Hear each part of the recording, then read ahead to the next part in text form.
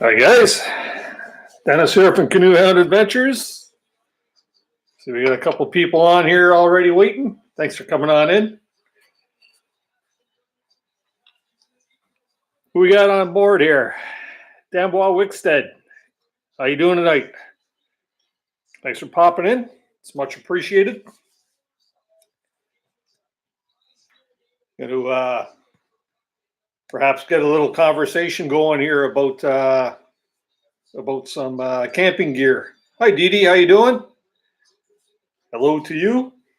Thanks for stopping by. Always start these things out pretty slow, eh? Yeah, for sure. What do you got going on tonight? You just bouncing around from one stream to the other? Camping gear sounds good. I think so. Any gearhead likes to talk about camping gear, of course. Tyler, how you doing? Thanks for popping in, man. Things are going good. Things are going good. And Jimmy, how you doing, man? Going to be talking a little bit about camping gear, and I think Knife Talk might have a little bit to do with that as well. So I think you're well in tune for that one, eh?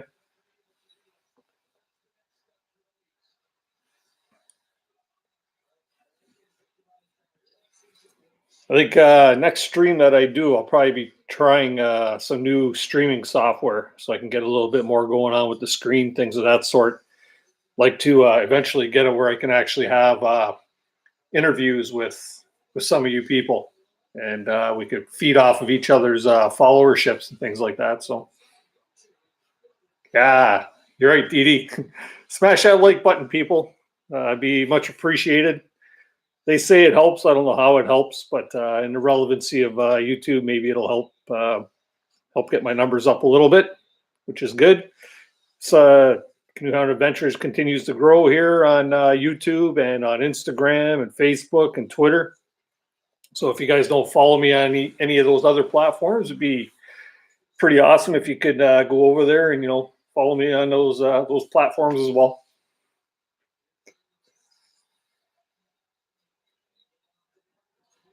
Yes, sir.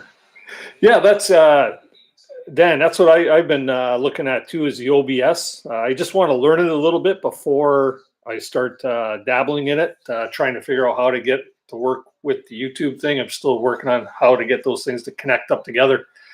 But I know a lot of streamers out there in YouTube actually use OBS, which I believe stands for Open Broadcasting System.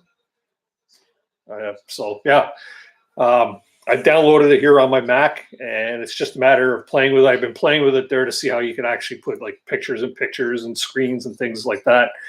And I follow Pusa Studios. I'm not sure if any of you others out there, I know Dee Dee does. I've seen her on some of Pusa Studios, I believe, feeds. And they use OBS, and they've got all kinds of things going on there with being able to do like picture-in-picture interviewing other people. They've got the feeds from their chat feed up on the screen, and they've got tickers going across the bottom and things like that. And I thought that would be pretty cool to actually have on there, just to convey and to get more things going across. Yeah, you know what, Dan? I've been playing around with it a little bit there, and I'm starting to learn. I know there's a couple settings down in the corner there where you can actually you do your picture and your different screens. Heck, when I was first starting to fool around with it, it took me like 20 minutes to get a picture on my screen, just trying to figure out how to tell it to use the camera that's on my Mac. as opposed to an external camera.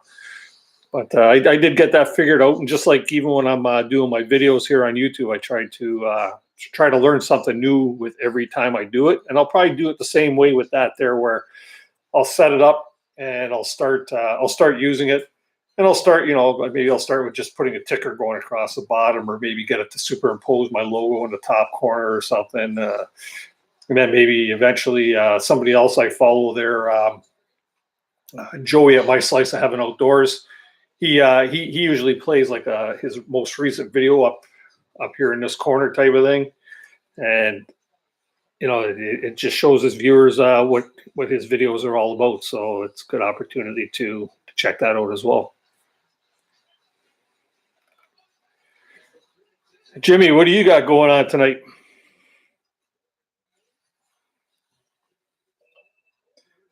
I invite you guys, everybody that's in here tonight, to check out each other's channels, and maybe share some love and stuff like that. Not trying to turn this into a sub for sub or anything like that, but us smaller communities need to grow together, and I think that's a good way to do it, is by sharing a little bit of love here with each other, and getting our numbers up a little bit.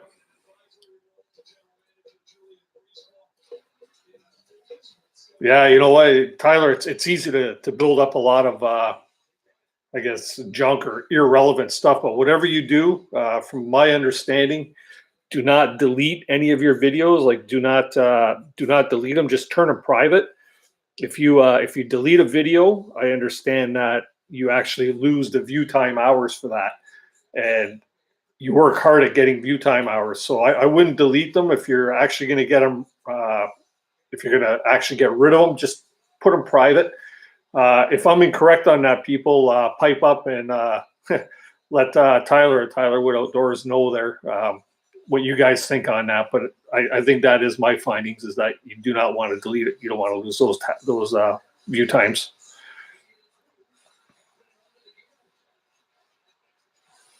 Work on a prom video for my channel. Taking a page out of your book. Who's prom, Jim? Oh, promo. Damn typo errors. Yeah, you know what? I had a little bit of fun. You know what? That was really hard for me. Really hard for me to do. I'm a sign maker, and when it comes time for me to design anything for myself, for anybody else, I could design stuff like there's no tomorrow. I have ideas popping into my head like crazy. But when I try to do stuff for myself, no matter what it is, I always have such a difficult time trying to figure out exactly what I want. I'm probably my own worst critic. So when it came time for me to do my promo video, I didn't have the foggiest idea. How do I do something, make it action-packed and fast, or something that's going to be sort of catchy? And I'm not totally 100% happy with it, because the footage I have on there is some of the footage I don't really. I wish it was something better. I do a lot of fishing. I wish I had more fishing videos. And what do I have? A picture of me catching a little fish in an ice fishing hut. Whereas I could be out on Lake Erie or Lake Ontario or the Niagara River and catching myself a nice big rainbow trout or a nice big smallmouth bass or something like that. And what do I got? A little tiny dinky fish. Actually, I don't even know if you see the fish in that intro, but it's all older footage that I managed to pull little pieces of, and it works. It works for now. It'll be something that I'll change up, of course. And they say you should change it often to keep things fresh. But Jim, you put together some awesome videos, and I don't think you have any problem getting some highlights going, especially with your creative editing skills. If you guys aren't familiar with Jim over at Knight's Armory, go over and check out his site. He's a knife maker. He does live feeds on Sunday as well, and he's got a really cool creative way, and his videos are quick too. His videos aren't the long drawn out half hour, 45-minute, 1 hour long videos. They're ones that clip along at a pretty quick pace. Does a lot of the high speed motion, and you get to see exactly what he does making knives, and it's not long and drawn out. What do we got here? Common Man's Fly Fishing. Hey, how you doing? Ready for fishing and camping? You know what? I am so ready. I am so ready for fishing and camping. I was going to try and get out and do some winter camping here towards the end of the season, and now the snow's gone, and it's just that miserable, sloppy, wet, damp kind of weather. And so I kind of miss my winter camping. But I'm just waiting for the Northern Ontario lakes to open up. I got to pick up my canoe probably, hopefully, within the next couple of weeks. But I'm in no hurry to get it because when I go pick up my canoe up north, I just want to head up to Algonquin and try and get a couple days of camping with just me and Molly. Even Molly's itching to get out there in the bush and to run around a bit. So, and for those of you that don't know Molly, Molly is my Springer Spaniel. She's the little dog here, or the little dog here, and she loves her camping. It's not easy. I think it'll be cool. Yeah, you'll do all right, Jim. You'll get that thing. You'll get your promo video done. Little snippets or however you want to do it. Maybe do some knife throwing. Actually planning to get out, toss some flies around in a few days here. Whereabouts you located, Dan? Are you up from Canada, U.S.?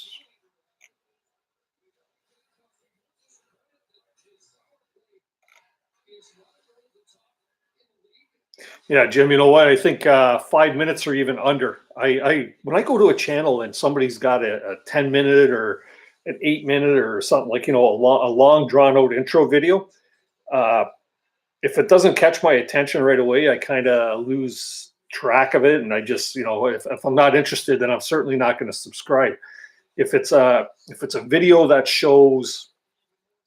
gets to the point, just like in your about us section there on your YouTube channel, where you're supposed to put a description in there, something like 250 characters are the first things that the algorithm picks up for YouTube. Well, I think it's the same human algorithm, that if you don't catch something that's very interesting within the first minute or 2 minutes, then you're going to move on. I like watching the intro videos that actually capture and capture my attention within the first minute.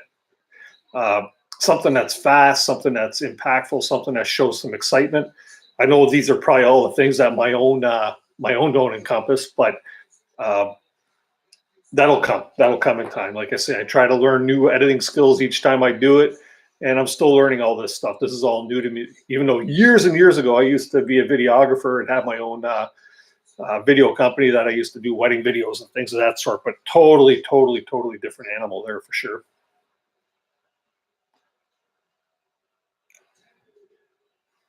Oh, you're from North of Sault Ste. Marie, Water. Oh, so you're up from Joe Robinette territory, right? Everybody knows Joe Robinette. He's the man for bushcrafting. Haven't seen much of him lately, though. He's been in this new year. I think he's only got like 3 or 4 videos out. I know Tyler could attest to that. Tyler's a real big Joe fan.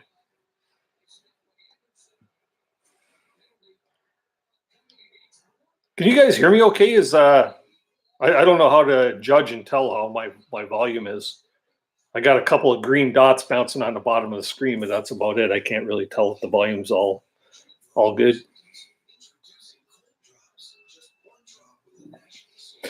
So we the whole theme of this live feed today was hopefully going to be talking about camping gear, your opinions on camping gear.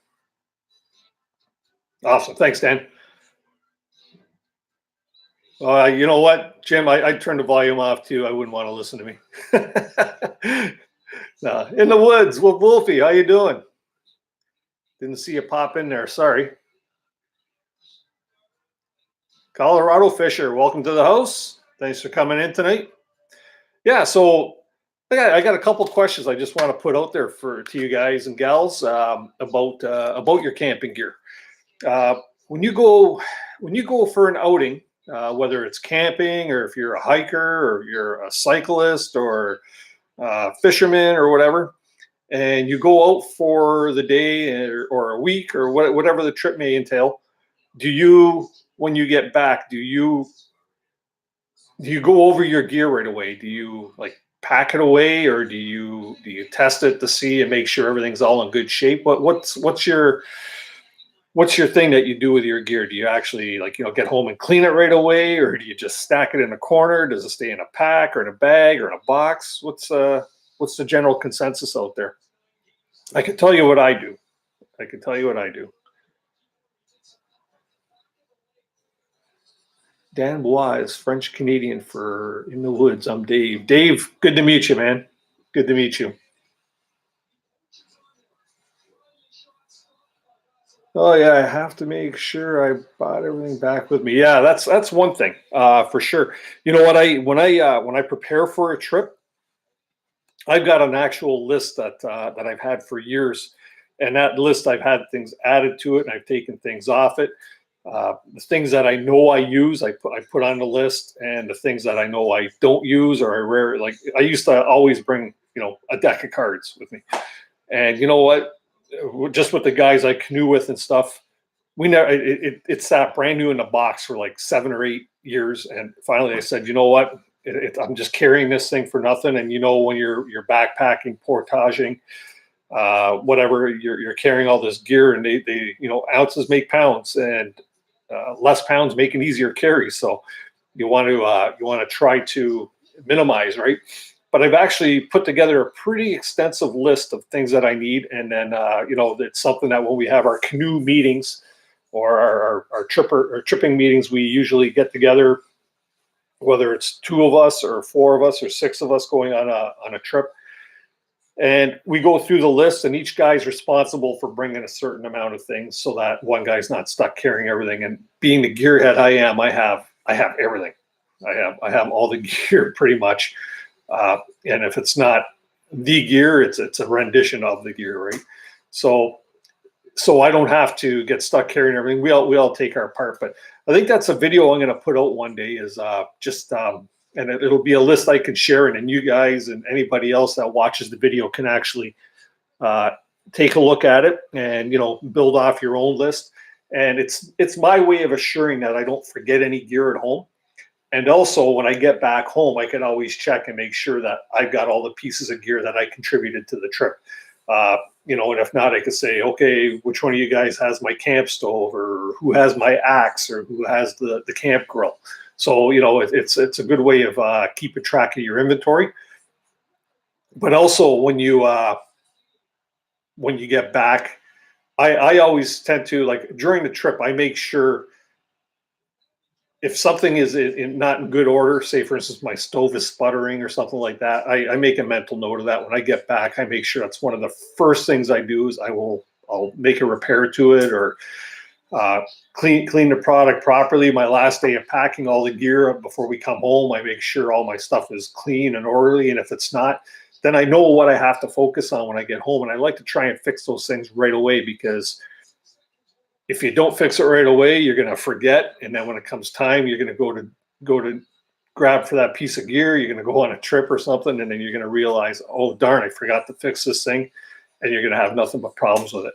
So if I know something's in need of repair, I'll fix it right away when I get home. Well, let me correct that. Once I empty my gear bag out, I'll fix it up. But that's my reminder, and then that's when I try to get everything back in its place. Sometimes it finds its way back in, but sometimes it doesn't. Dark Steel, how you doing, buddy? Thanks for coming on out and joining the conversation tonight. We're just talking about gear, what you guys do with your gear when you're finished with a trip or some sort of an adventure. In the Woods with Wolfie says he cleans, repairs, place immediately on the returning home to camp. Yep, exactly. That's probably the best way to do it. Making sure that everything is in good repair. As you know, you buy good gear, it doesn't usually fail you, but when it does, it's usually, good gear is almost always repairable in one way or another. The manufacturers really stand behind their products. We'll say MSR stoves, for instance. I've had it MSR Whisper Light International stove, probably for the better part of 20 years. And so I've had it so long that they've actually changed the design of them a little bit. Not like, they're still in principle the same type of stove, but the stove itself It's field maintainable. I've got the little tiny kit that comes with it there with the little oil, extra cup, little bearing springs and stuff like that, which weighs nothing. But the times I've had to pull that out to repair it are like slim and none, not very often at all.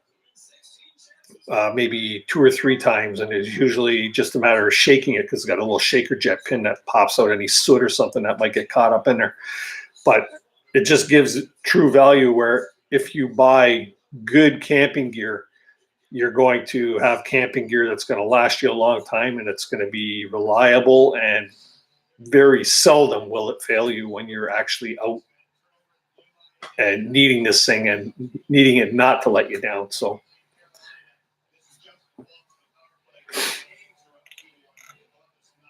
but say way. What do you mean by that, Tyler? Your say way. Oh, yeah, make sure I brought everything back with me.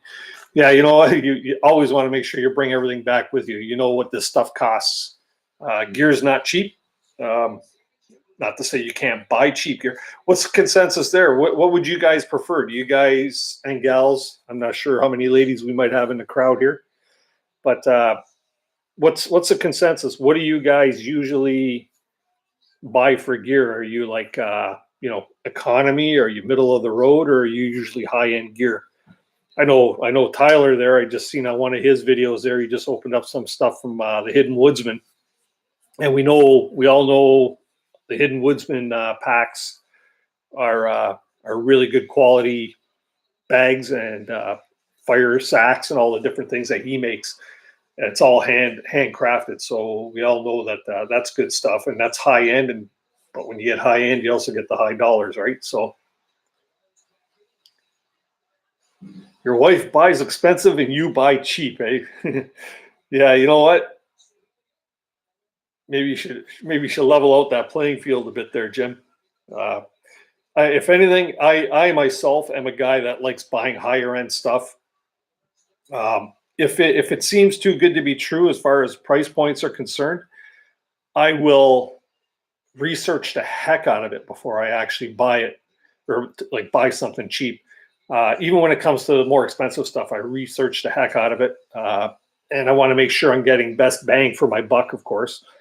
But I think in my last stream, I talked a story about when I purchased a pack. Actually, myself, my dad, and one of my best friends purchased all these canoe packs, and we thought these things were the bombs. Now, this is back 15, 20 years ago, probably 20 years ago.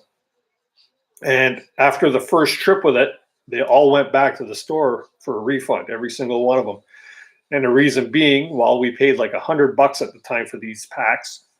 And every time we'd put them in a canoe and you go to lift them out, you'd hear a crack, crack, crack. You'd hear a couple stitches breaking, buckles breaking, handles ripping right off these things. And these are supposed to be brand new packs. And you can't have these things letting you down when you're in the bush, right?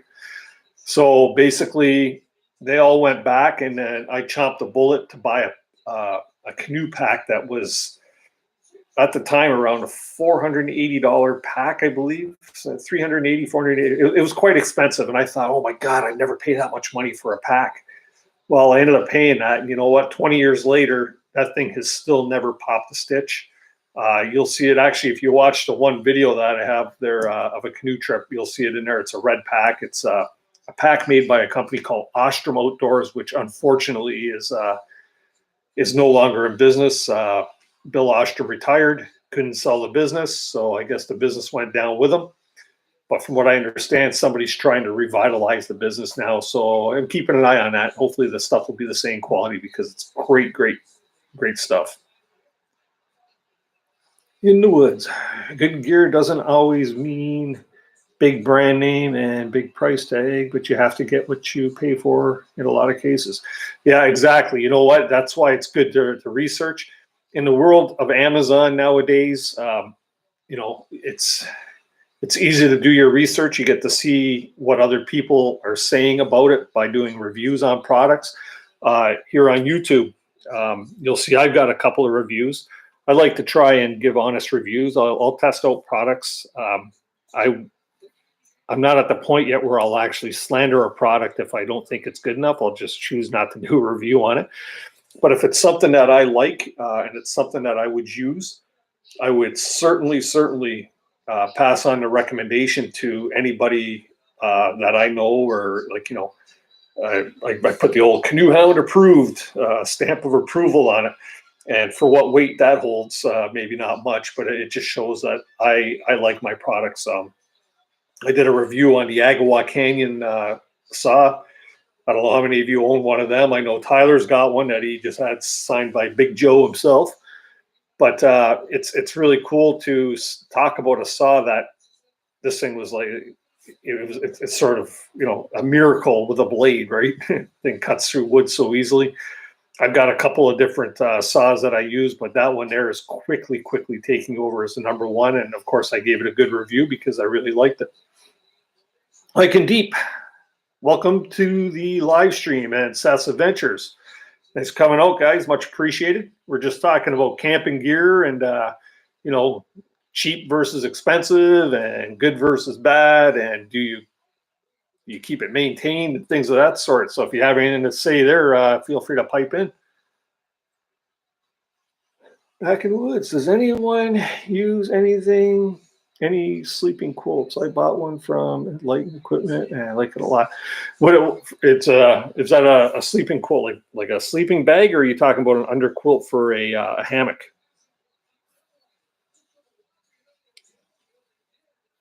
Brantford Brooks axe is way more expensive compared to a $20 axe. Yeah, you know what, Tyler, I agree with that. But I'll say another thing on that note. There, you're talking about axes. I bought one of those Husqvarna carpenter's axes. It's a 19-inch long handle. The price point was good. I read a lot of reviews about it. I heard a lot, or seen a lot of YouTube reviews on it, saying that people were picking these up and they were saying that when they initially got these things, the quality of the head was not the best. Saying that the quality of the head was good, but the finish was not. The finish of the blade was not the best. So I purchased one of these things for about $79 Canadian dollars off of Amazon. I'm not afraid to buy off Amazon because you can return it if you don't like it. They've got the best return policy, and that gives you sort of confidence when you're buying stuff. But I purchased this axe, and I thought it was a nice axe. The handle was really good. The grain, a small sheath on it, but the sheath was good. But the blade itself was really, like, the blade should have a nice curve to it. This one here was like straight, and it was kind of, it was really the finish. The finishing touches were not done proper. My buddy Dave from Beasley Ironworks, I was talking to him about it because I had a hard time even just putting the thing into a log and making it stick. He took the knife off me, the axe off me, and he refined the profile of it. It's got a nice round profile, and now the thing's like a razor blade and cuts like a dream. So I got myself what I would consider a Brantford Brooks quality axe and a Husqvarna axe at probably a fraction of the cost. So you know, you could always sometimes modify gear to make it suit your needs, and you know, get away with it and save yourself a few dollars so you can buy some other gear. So that's all cool too. Hey, Bucktails, how you doing? Thanks for coming on out tonight. Much appreciated. The support is always welcome. Yeah, so you use a big Agnes bag and you love it. Yeah, they make some good gear. I personally, my best sleeping bag for, you know, lower temperatures, not freezing temperatures. I bought a really nice sleeping bag from MEC, which is a Mountain Equipment Co-op here in Canada, or in Ontario, and it's been a really good bag. I've got a whole bunch of sleeping bags downstairs, but some of them aren't worth the weight that they carry. I've also got a really low temperature synthetic sleeping bag that I bought for my winter camping. It too is a MEC, and I think that thing's rated to something like minus 35 degrees Fahrenheit. So it's a really warm bag. It's one of them ones you have to sleep in your underwear in the middle of an ice storm. So yeah, it's one of those really good bags. I'm a hammock camper now. I've been now for about 5 or 6 years. Not sure how many of you have ever camped or slept in a hammock, but I bought myself a Hennessy hammock. They're produced, I believe, on Vancouver Island here in Canada, and probably the most comfortable sleep I have ever had in my life. And that goes really good with my bag. Now, there's only one problem: is it's right now it's not good for cold temperatures because I need to pick up an underquilt for it. And there again, I'm doing my research to try and find what company out there has a really cold temperature down-filled underquilt that I can hang under that thing to keep me warm. At sort of an affordable price, but right back to the thing about price point. Do you get what you pay for, right? So I don't want to cheap out. I want to spend the right amount of money, but right now is not the time to do it because we're coming into summer weather. So I'll probably put that on the side burner until I can find myself a good deal.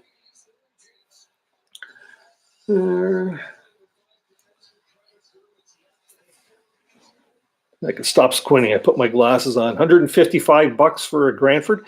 Now that's US dollars. So you guys are lucky. That $155 axe to me would cost me $240 here in Canada. Unfortunately, our dollar is not worth what the American dollar is worth. And yeah, we kind of get crunched on that one. Bucktails, happy to be here. Yeah, thank you. Thank you. Mine is a 30-degree Fahrenheit bag, and I use a fleece liner when it's colder. You know, I back before I had my good sleeping bags, I tried that too. I tried the a fleece liner in there, and I felt like a pretzel in there. I just kept getting knotted up and all twisted up. Maybe it's probably because I made my own fleece liner. And but if you get a system, I guess, where things zip into each other, that might work out quite well. But yeah, you sleep in a hammock too? You know what, Jim? If I could put my hammock in my bedroom and replace my bed, if my wife would let me do that, I would probably do that because I sleep good in the hammock. I fall asleep in one position, I wake up in that same position 8 hours later. It's one of those things. And when I'm camping, Molly jumps up in there with me too. She packs herself in a corner, and her too. She won't move until I get up in the morning. So that's pretty good. Why won't you own a hammock there, hiking deep? Have you ever tried one, like actually one to sleep in? They're incredible, at least in my opinion.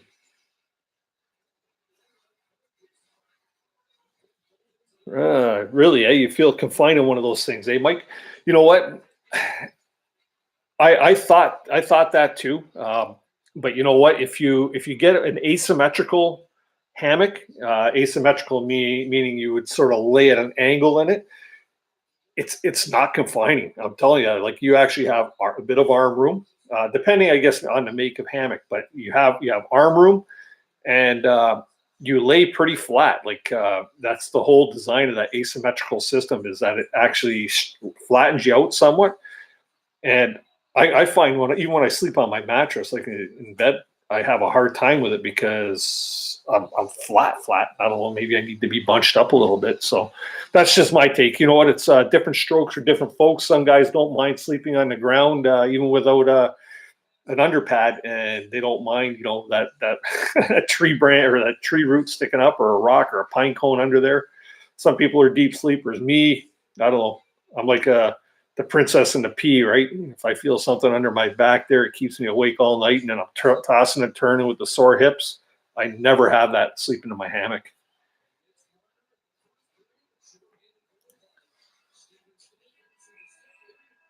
Yeah, you know what, Mike? If you ever have the opportunity, I know you toss and turn. I'm the same way on a bed. I toss and turn.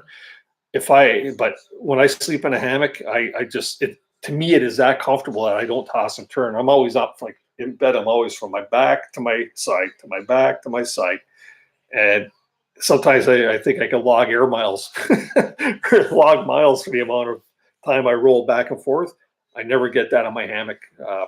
I have aside from our family camping tents, which are like a 6-man and an 8-man, I've got a 2-man Eureka El Capitan, which used to be my steady tent. I've also got a 4-season Marmot tent that I use for winter camping. And you know what? Those poor things, they got to be jealous right now because they haven't come out of my my gear corner in God knows how long. Actually, I think the last person to use my Eureka El Capitan was one of my daughters. So that's, I don't use them that much. What's okay? Fleece liner, blanket inside my sleeping bag during the winter works quite nice. Okay, Bucktails. What's the weight limit on your hammock? I go about 250. I weigh about 220 myself. I'm 6'1.5". That's American measurement. Don't ask me Canadian, and I'm Canadian or metric. I'm Canadian. You know what? The Hennessy hammock, the one that I have, which is the Explorer. What's it? Hennessy Hammock Explorer. If you check that out on HennessyHammocks.com, I believe it's one of their ones that are made for us bigger guys, the bigger frame. And you know what? All you need with that weight is you need a sturdier tree, a tree that's not going to come in on you, and the ability to tie a few good knots. There's so many ways you can rig these things, but I think a buddy of mine, he's a little bit of a huskier fella, and he too has used hammocks, and he's not had any problems with it. So I think it's just a matter of finding the right one. I know Hennessy has a whole lineup of hammocks. They probably got maybe 15 different styles, and they range for different weight groups, different lengths, different weights. You just need something a little heavier duty, and I'm sure you would love it, man. Big thing, make sure your head is above your feet when you're in a hammock. Yeah, for sure you want that.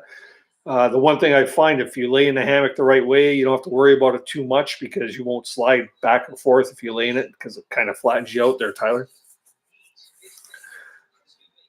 Hiking deep. I do like a sleep pad. You know what? I use a sleep pad inside of the hammock. If you don't, your backside gets really cold.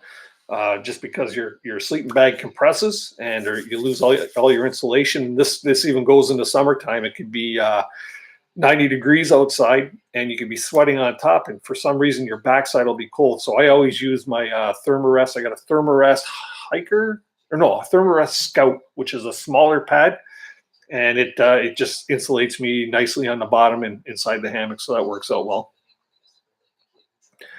It feels like all right. You move around a little much, eh? I'm sure if you move around that much, Mike, you must be sleeping by yourself. So otherwise the wife would give you one of those kicks out of the bed. Yeah, no problem, Bucktails. Check it out, man. You know what? That's all you can do is check it out. But like I say, go with something that's rated for your frame. If you're 250 pounds, go with something that's 250. You know what? You can even buy the cheap $10 or $15 hammocks that you get at maybe at Walmart or something. I'm not quite sure where you're from, but try that. You could even try that, guys. They're not quite the same quality as a sleeping hammock, but they're still going to be something that you can try out. And if you can fall asleep on a nice hot sunny day, just swinging in a breeze, you're going to sleep 10 times better in a hammock, my opinion. So, yeah. Yeah, that's true too. You know what? I've never had that problem there again, Mike, with my gear being secure. I agree. Yeah, it's nice to have your pack inside the tent with you. With my smaller 2-man tent, I didn't really keep all my gear inside with me anyways. I usually kept it in the vestibule of the tent because this tent has a double vestibule system. But I find with the hammock, because I got a full hex six-sided tarp that hangs over top. I just put it right underneath the hammock. There's not much I'm going to need. If there's something I need, I usually just put it inside. It's got a tump line that goes across and a little net there, so I can put my headlamp in there or my flashlight. I usually put my phone in there or a camera or something. And that's about all I need. I do it so that if I have to get up and go for a squirt in the middle of the night, I'll unzip. My boots are right there, my shoes or my Crocs. I'll step right into them, 5-10 steps away from the tent, do my business, right back in, sit back down, zip back up, and I'm back asleep again. So It's kind of nice. Everything's under there. You put your pack on the bottom. You might have a sweater. Like you can even put your sweater. You just pop that behind your head. If you need a jacket or a sweater. If you're winter camping, you can throw that stuff on your feet just to keep your feet warmer. So there's always a way to make it all work. My emo hammock is super wide. I love it. I don't know if I could use anything else now. Is that the one you use in all your videos there, Tyler? I've seen you use a few things there, or a few different hammocks. Sorry, just trying to get the right angle here. I'm a fidgety guy tonight. Hiking deep. I'm not knocking anyone else who does enjoy a hammock. It's not for you. Well, you know what? Like I say, if it's not for you, it's not for you. Different strokes for different folks there hiking deep. Hiking deep. Do we have the couple there? I seen in the videos I watched there's two of you. Got you both on, or just one of you tonight? There's a sleeve for my pad. I've heard that about those big Agnes bags there, Bucktails. Yeah, so they actually have like a pocket that you would slip your sleeping pad right in. That would be really nice in a hammock, because sometimes the hammock does slide around, or the pad will slide around a bit inside of the hammock. That's probably one of the biggest learning curves that you'll have to learn for any of you that want to try hammock camping with a thermarest under you or something, is the fact that they do shift. But if you're not tossing and turning, they stay put. You're good. Keep a pee jug in my tent. Never had to leave the tent. Works great when it's raining or freezing. I love my pee jug. Funny you say that. My dad's the same way. My dad, last couple times I've taken him out, he's not able to go on canoe trips with me anymore. He's getting up there, and his health isn't always 100%. He's got a few issues going on, but when I do take him camping, we'll go Crownland camping. We'll go up north, and we take the boat up, and we find on a piece of Crown land, or it's the people's land here in Canada. We'll find an island. We'll go camping there, and we have more luxuries, a bigger tent, and we can have like big Coleman 2-foot thick air mattresses, and all the coolers of food and stuff like that. And my dad, well, the one morning he gets up and he comes walking out of his tent. He's got his own 4-man tent, so he's got his own privacy. And he come walking out with a big Tide detergent jug. And I go, "What the hell you got in your hands there?" He goes, "That's my pee jug." He walks over to the bush and he poured it. It seemed like it was going to pour out for like 10 minutes. Like, I can't believe you pissed all that last night. So, yeah, just a funny story about my dad. Yeah, he's I miss having him on canoe trips with me, because he was always the life of the party. If we'd have a foursome going out there, he'd have everybody in stitches for sure. So, Dad, I don't know if you and Mom are watching tonight, but if you are, miss you on these trips for sure. We'll have to get you guys out boat camping again really soon. But pea jug, great idea. Well, actually, you know what? I've also when I've winter camped, I've done that with winter camping, where you carry an Nalgene bottle. I know it's not this one here, but you always have an Nalgene bottle or some kind of bottle that you use that are double as a pea jug. You put that big X's on it and stuff. And that way there, you don't have to crawl out in the snow and go for a pee, because it can get pretty darn cold out there for sure. Yes, this is Steve. Hi, Steve. Where's the missus tonight? What do I think of Duluth packs? I do not own a Duluth pack. Are those the old, sort of like the old canvas style packs? They're, and do they even make them anymore? I don't even know if they make them anymore. I know that Duluth it's a style of pack. I don't think it's an actual manufacturer, but it's a style of, it's like a canoe pack type of thing, right? Anybody pipe in? Anybody know about Duluth packs?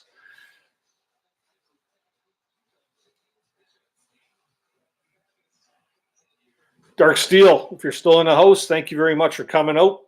Much appreciated. Everybody go on over and check out Dark Steel's YouTube channel and show him some love. I'm sure that would be greatly appreciated. Don't forget to hit the like button down there for me, guys. That'd be awesome if you're enjoying yourselves. And for those of you that are regulars, hey, True North Angler, how you doing, man? Good of you to pop on in tonight. Much appreciated. How things going over there in Kitchener?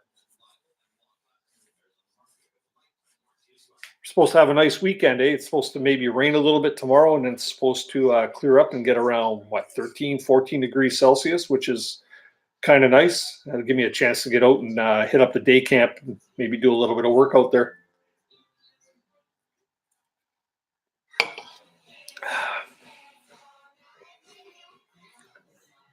Oh, Tyler, you lucky dog. You got a Hidden Woodsman pack coming, eh? You ordered the, which one is it? The 25 liter day pack there? That seems to be the popular one. Hey, if you're not a good bushcrafter, at least you're going to look the part. But no, you're a good bushcrafter, so that's all good.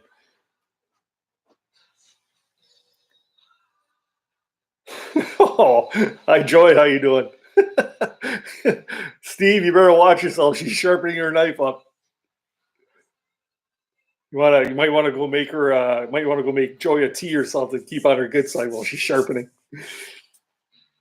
Yeah, I know. Eh? It's funny. Today earlier, I was on Pusa Studios live feed at work there when I have my lunch or something. I'll go on and I'll check out and see what's going on, just check stats and stuff like that. But don't get yourself in trouble. But I appreciate you popping in for sure.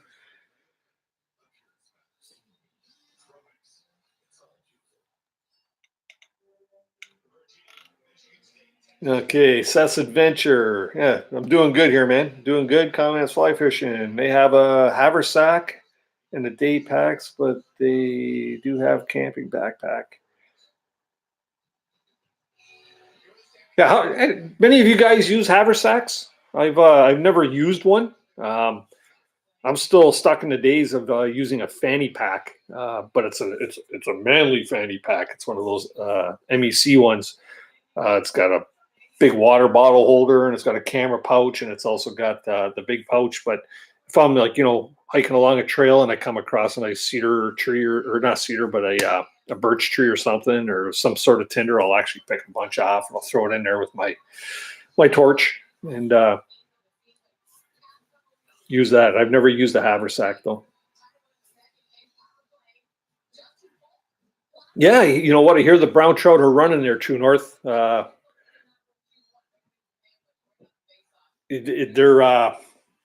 because we're down here by Lake Ontario.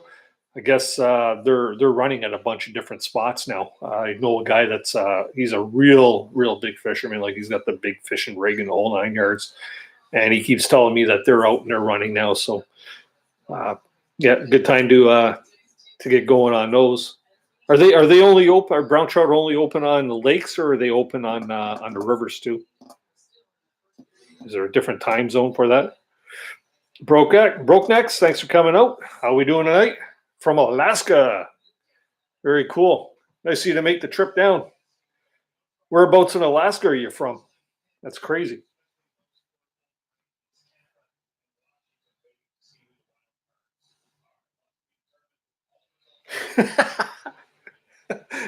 Everybody stay away from Joy. Steve says she's mean as hell. That's good. That's good. You guys, it's cool that you guys actually share and work the channel together. I asked my wife if she wanted to come on here tonight. She might even be watching downstairs right now. I'm not sure, but I asked her if she wanted to, and she's been suffering a bit from a cold. She says, "God, no, I don't want anybody seeing me like this." She's blowing her nose, hacking and coughing and stuff. So, Cheryl, if you're watching, get feeling better. I love you. Yeah. Carry a haversack, an old military pack that can be used either as a shoulder bag or a switch for the straps to a small backpack style. That's pretty cool. Where'd you, like, if it's an older one, where'd you pick that up from? Was that a hand-me-down from grandpa or something?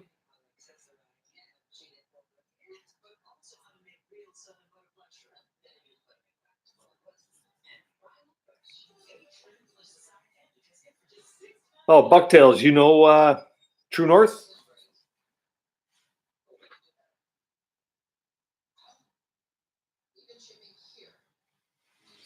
You know what, hiking deep, we're not really well.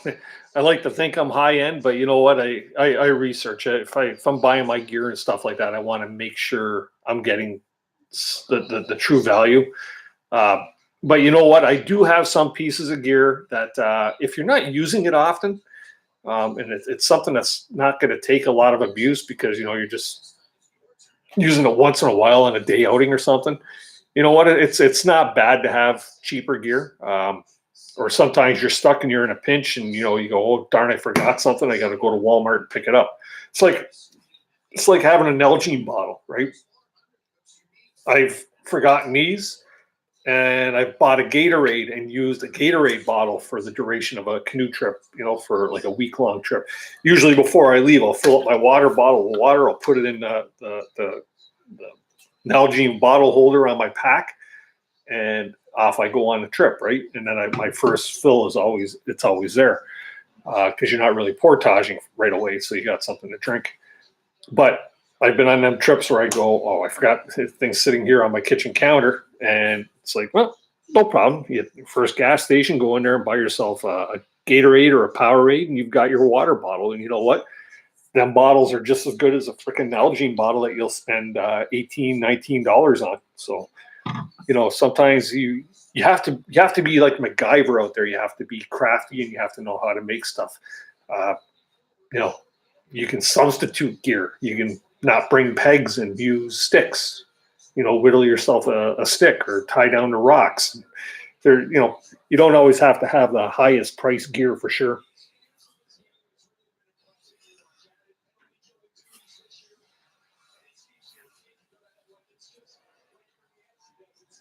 Whereabouts you from, Bucktail?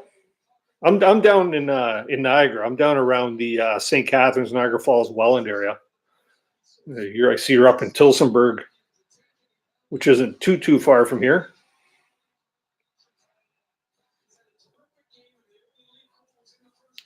Oh, okay. Pick it up. You know what? Many of you go to Army surplus places for gear. I know I looked for the longest time to try and find a good pack at a place called Niagara Quartermaster down here in Niagara, and could never find what I wanted. They're supposed to be an Army surplus store, but they don't have. Every time I've been there, they don't have a lot of gear there.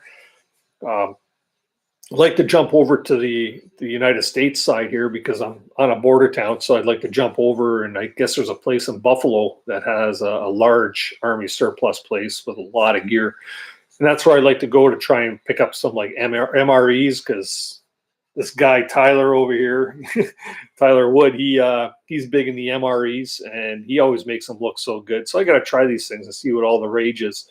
Um, you know, I don't know, eating beef stew out of a bag. Well, you know what? I'll try it. I'll try anything once for sure. But everybody that tries these things, uh, they seem to like them. There's a guy I follow called Survival Metal Man. Check him out, guys. Survival Metal Man. He's a guy from down south. He's like, I don't know. I'm not big on the American geography, but I think he's down around Arkansas or something like that. And this guy's always into the MREs. Tyler, he's always into the MREs, and he's always touting how good they are. And they come with all the little desserts and the drinks and the little roll of toilet paper and stuff. So that's pretty cool. I'll have to try all that stuff out.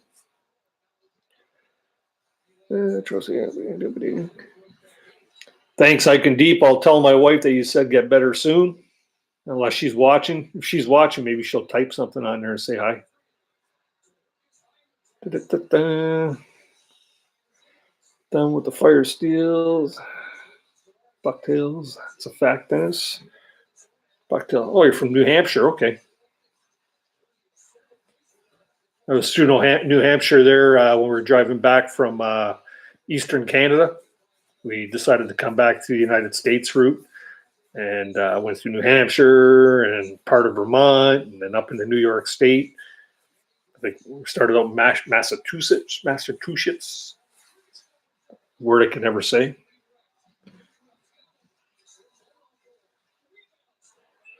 Yeah, for sure. Usual the Army surplus stores even have a tab. They know you well, do they, Tyler?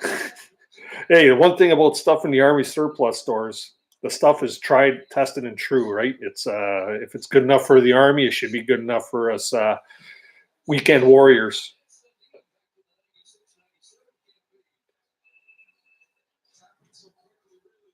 Oh, thanks, Tyler. Yeah, for Tyler's message there. I got your MRE shipped, by the way. Tyler had a 1,000 subscriber giveaway.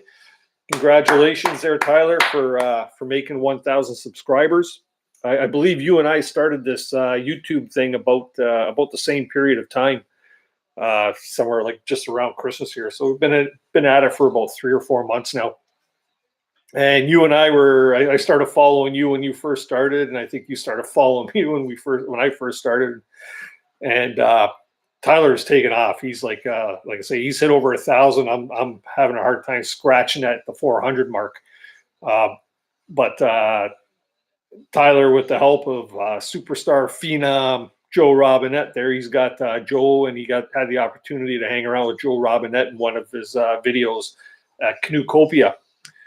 So Tyler had a 1,000 subscriber giveaway, and this guy was fortunate enough to win it. Thanks Tyler for drawing my name. Much appreciated. Believe me, the gear that you're going to give me is going to go a long way. The hammock will get used because I sleep in hammocks.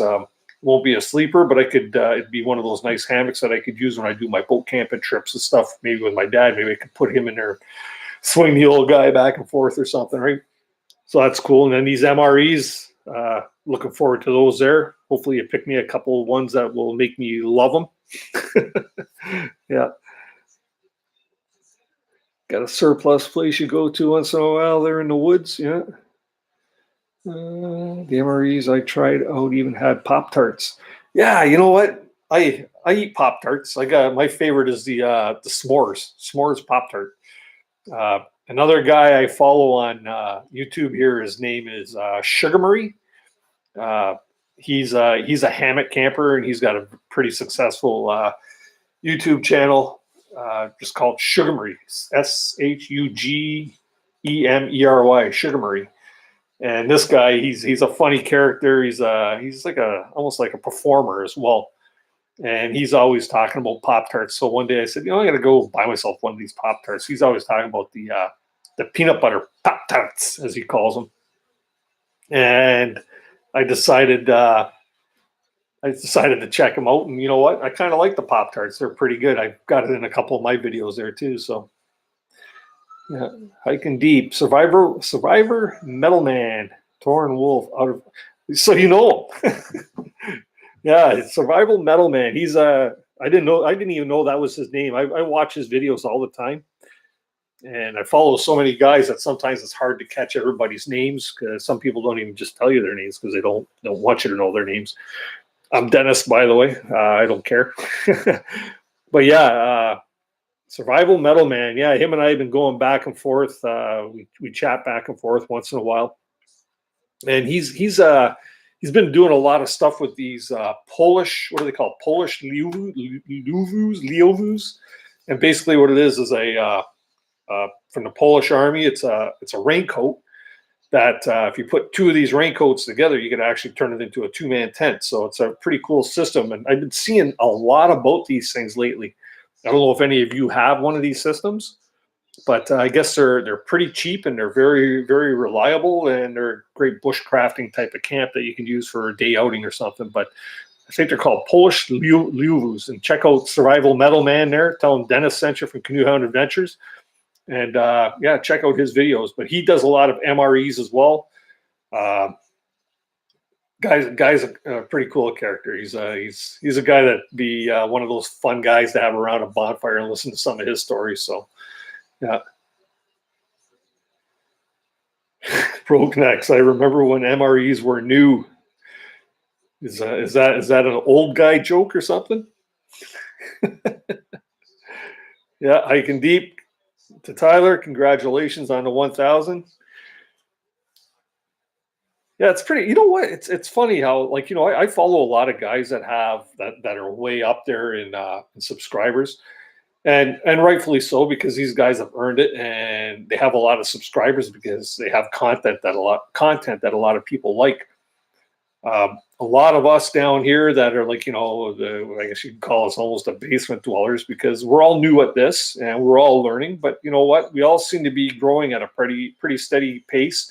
I don't know if Jim is still in here from Knight's Armory.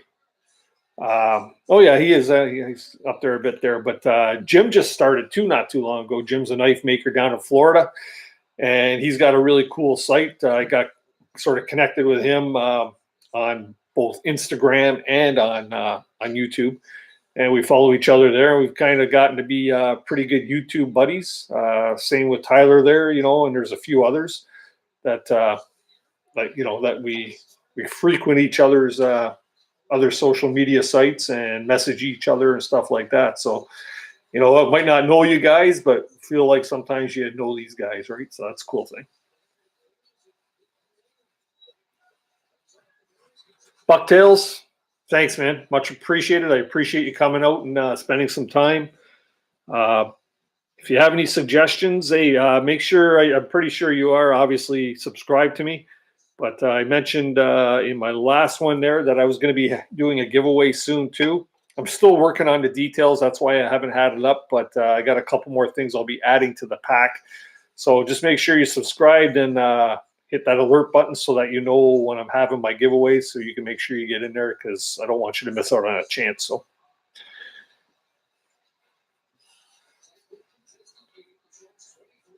In the Woods with Wolfie. Thank you too for coming out. Much appreciated. Enjoy time with a girlfriend. Watch some hockey or something.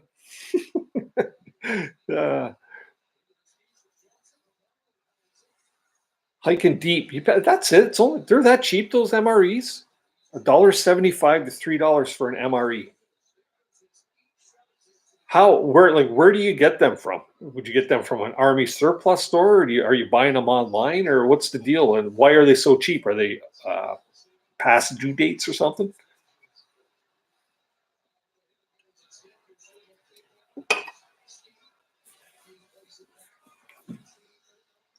Yeah, Jim, you've been on it for just over 2 months now.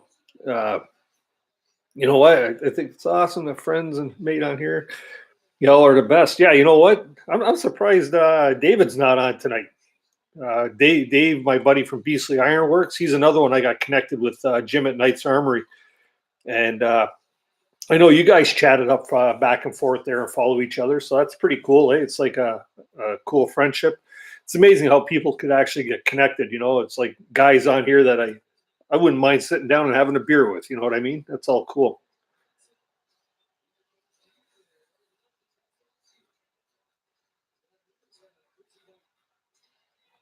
That's crazy. Tyler, you're lucky that you're fortunate that you can get these things for free, man. It's like free food. Heck, up here, if I don't bring my own freeze dried stuff or my own provisions that I make for a canoe trip, I got to go buy these like Mountain House freeze dried things, or you add boiled water to and stuff. And those things are here in Canada are like 9, 10, 11, $12 a piece, right? And that could get pretty expensive. If you got these MREs and you got a meal that you can actually fix up for $1, $2, $3 or free, that's pretty awesome. Yeah, I know Dave hates me. He can kiss my ass. Nah, Dave's a good dude, man. Yeah. Yeah, I don't know if you knew this, Jim. I think Dave is he told me the other day he's actually starting a YouTube channel. So once he gets that going there, he's asking me a little bit of stuff about it. But once he gets that going there, we'll have to definitely show some support and send some love his way.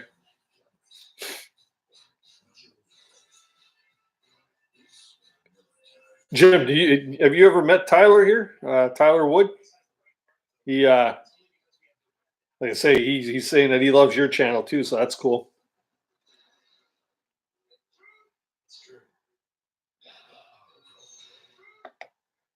Yeah, those mountain houses. Yeah, like I say, they're expensive. $13 for a meal, and I understand there's a big process in trying to get a freeze dried meal made up, but like I say, it can get pretty costly.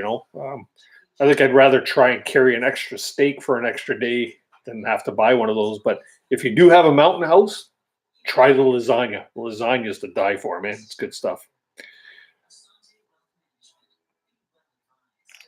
Yeah, that's cool. Yeah, like I say, Dave's a super guy.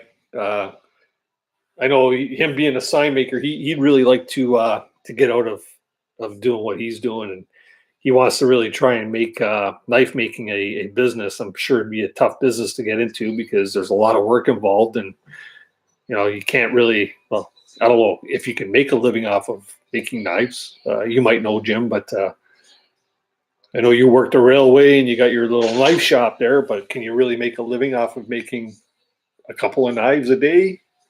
It takes a while to make them too, right? Very labor intensive, right?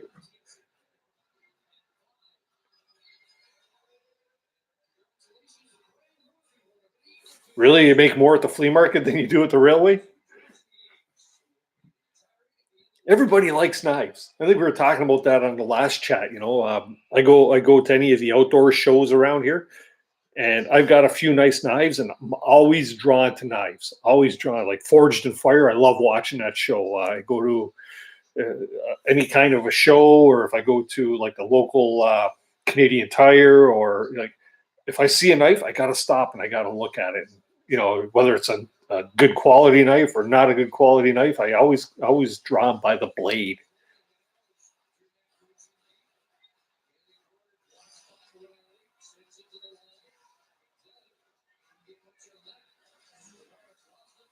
Tyler, whereabouts are you located? Because I know that Canoecopia was where in was that in Indiana or Connecticut or something? No, it wasn't Connecticut. That's on the coast. But Jefferson Einstein is in the house. How you doing, bud? Thanks for coming out tonight. Much appreciated. We got I got no bonfire for you to start for us there, like over at Marine and Glenn's. But I'm working on it. I'm working on my OBS system there to try and get something pretty cool going on there. So, oh, you're in Wisconsin, eh? It's wonder how far Wisconsin is for me. That's is that like I say, I'm not good with my geography, especially from the U.S. because I'm from Canada. But is that like sort of mid-central U.S.?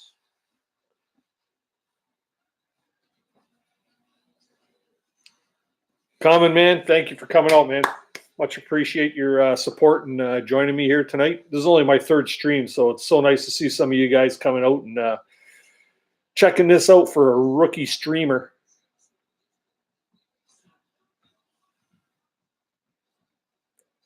Taking the night off, eh? Yeah, that's the good stuff.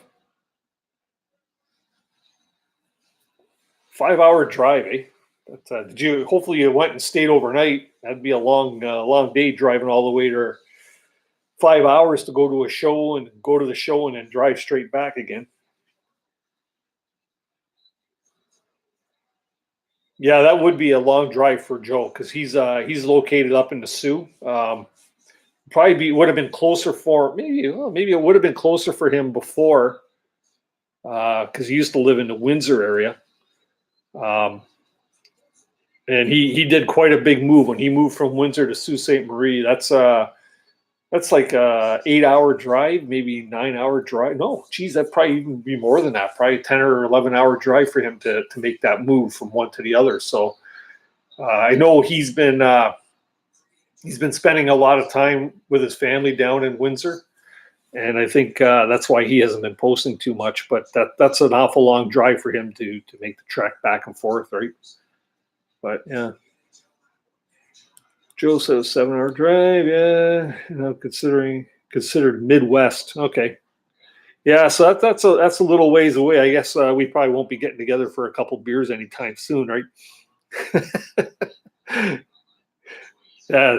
So if you stayed for the weekend, did you go to the show more than one day? I know we have our show here, the Outdoor Adventure Show.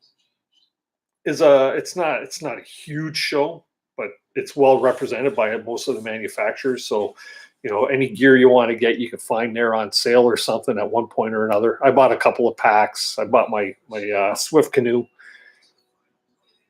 What else did I buy there? Some small trinkety things. Nothing else major. Not after spending $4,000 on a canoe. So.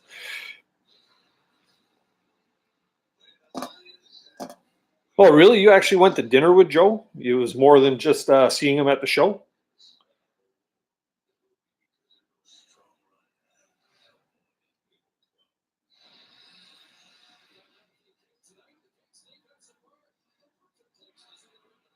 Yeah, there we go. Jefferson and Steve, guys know each other obviously from YouTube at one point. Oh, that's cool, Tyler. That's cool. Joe, I met Joe once really briefly last year at the Outdoor Adventure Show, and like it was just like, hey, dude. And at that time, I really didn't know much of him. Um, I started really following him back probably November. So, um, but yeah, I knew of him. I've seen a few of his videos and stuff. It's just like at the show that I went to this year. I run into all his buddies, right? Uh, what's his name? Doug Linker was there. Chit chatted with him for a while. Didn't do dinner or lunch or anything, but chit chatted with him for a while. Scott from Adrenaline Adventures, met him. Chatted with him for a while. Kevin Callan, met him and chatted with him for a while. So that was pretty cool. Not quite like meeting Elvis, but yeah,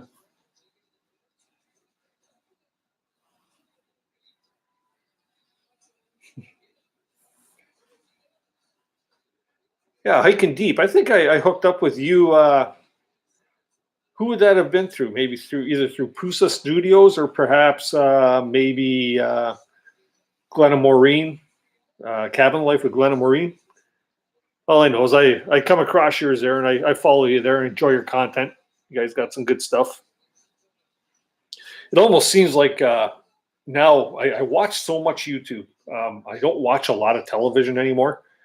Uh, and because I watch so much YouTube, I find now that, and it all seems to be within this genre, all the outdoorsmen, survival stuff, bushcrafting, canoeing, camping, hiking, cycling, all this stuff, right? All the outdoor adventure sports, let's put it that way. But I watch so much of that stuff now that I seem to be coming across stuff again. So I'm really searching hard and deep now, and I've been discovering a bunch of guys from over like in the UK and all these Scottish guys and guys from Sweden and like all the European side, right? And I find there's a lot of cool stuff there, but it's really neat because although their techniques are all the same as ours, pretty much, they have different materials to work with. They have different kinds of trees to work with, and it's like the vegetation's different, the landscapes are different than what I'm used to. So it's pretty cool to see all that stuff. The one guy I think I'm following right now is was it a bloke outdoors, and this guy is pretty cool. He's got some neat stuff.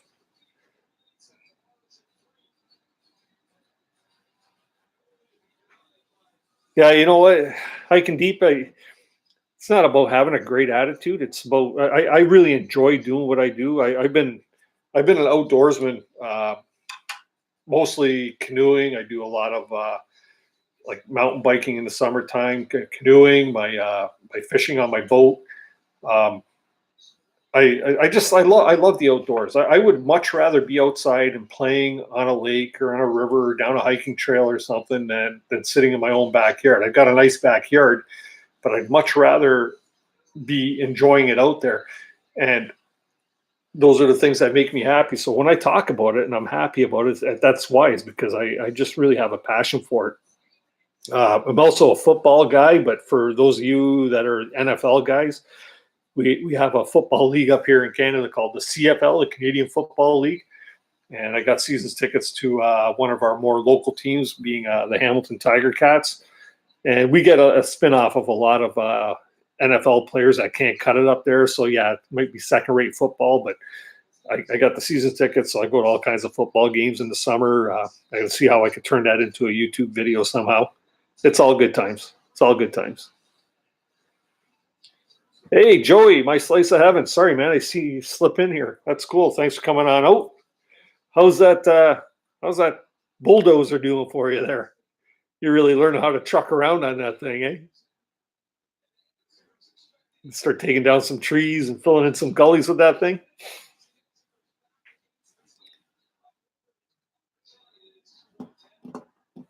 Actually, hiking deep. That's probably where I found you. Was from Joe's channel.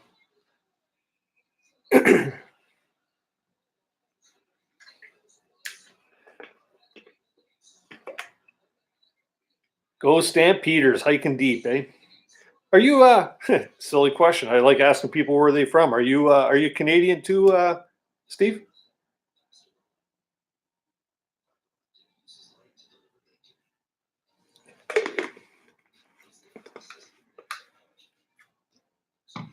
Not much of a Stamps fan though.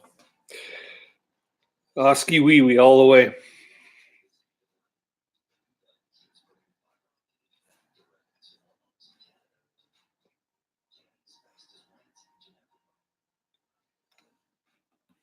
Yeah, big learning curve to drive one of those bulldozer things.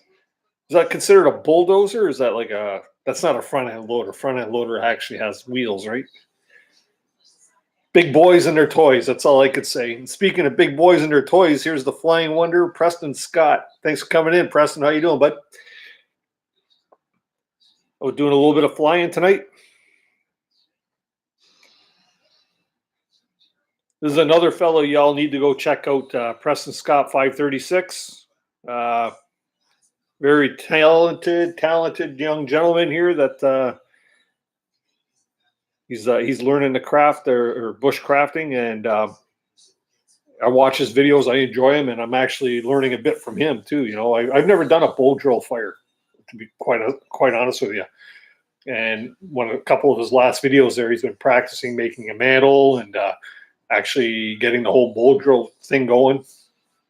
Actually, I shouldn't say I've never done it. I have done it. I have done it years and years and years ago just to show my kids I could do it.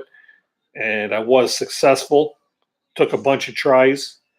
Had to cheat a little bit. But yeah, it's a good skill to know. But you know what? I still say the best skill for making a fire out there is a Bic lighter.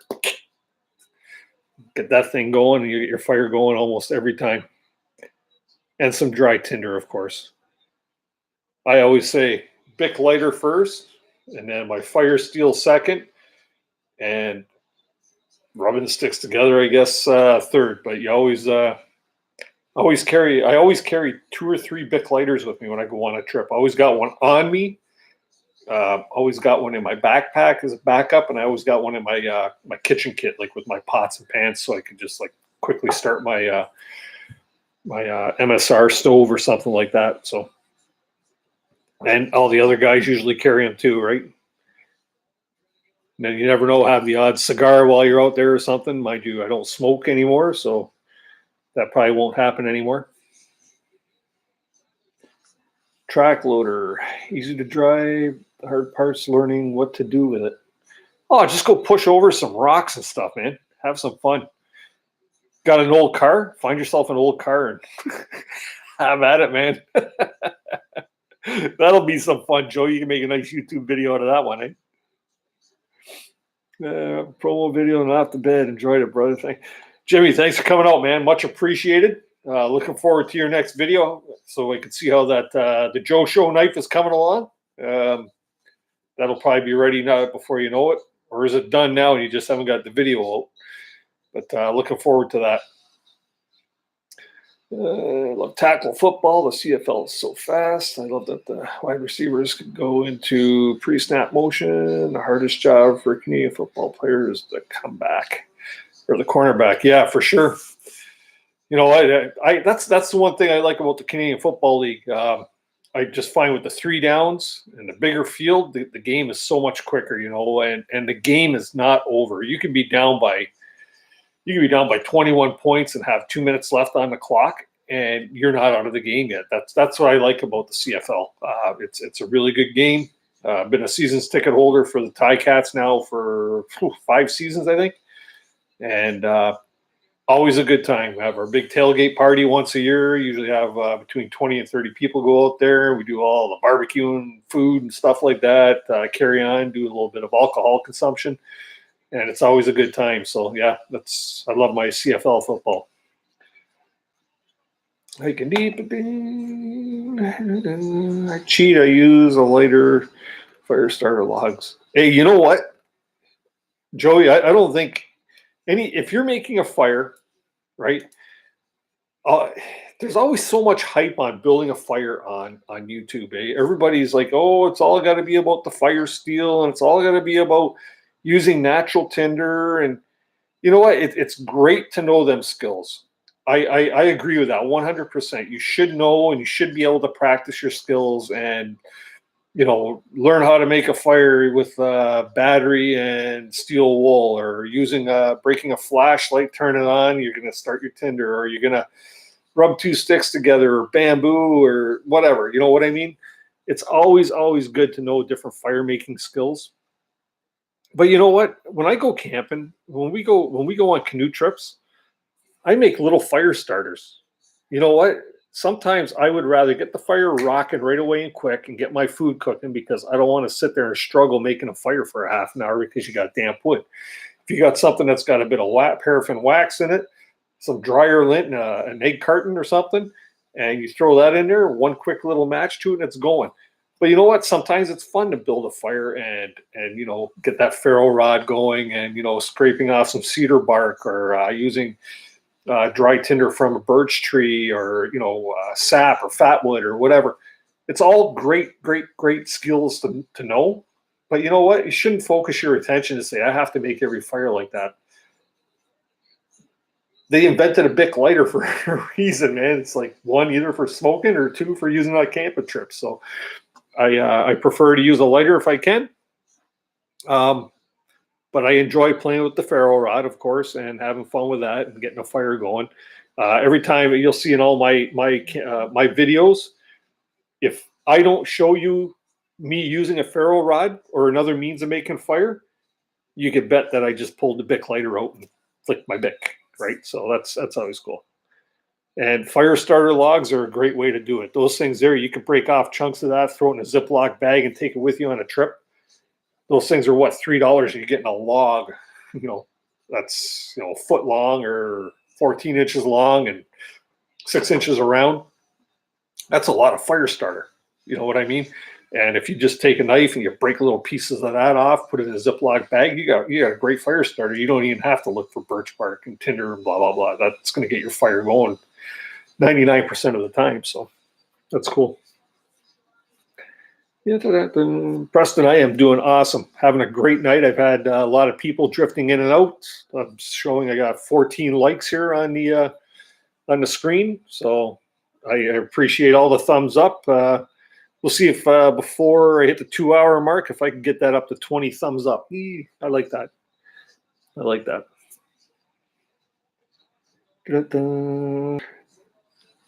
YouTube, my slaves. Yeah, Jimmy's gone. That sucks.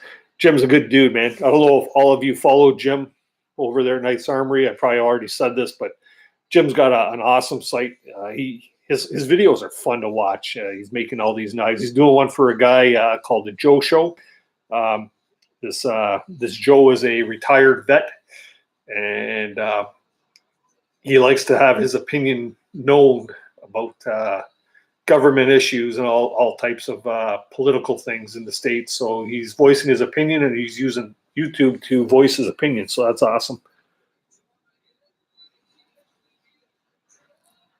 So Preston, you fly. You're just learning how, like, you're getting your pilot's license now. Is that the deal there?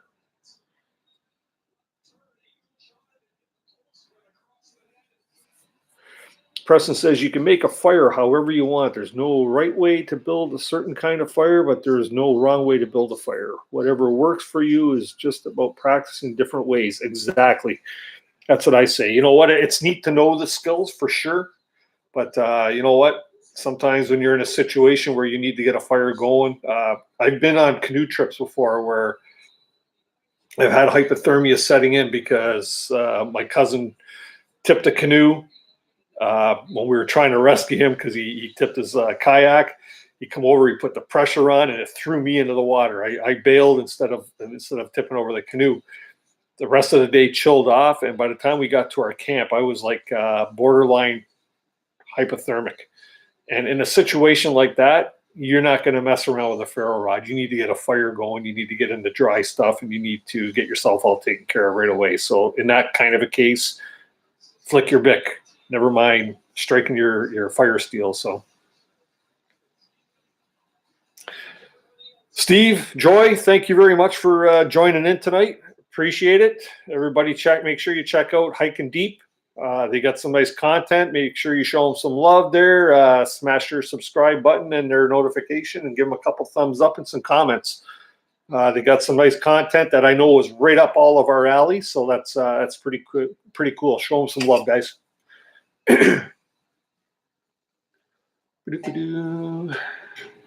Trying to get my pilot's license.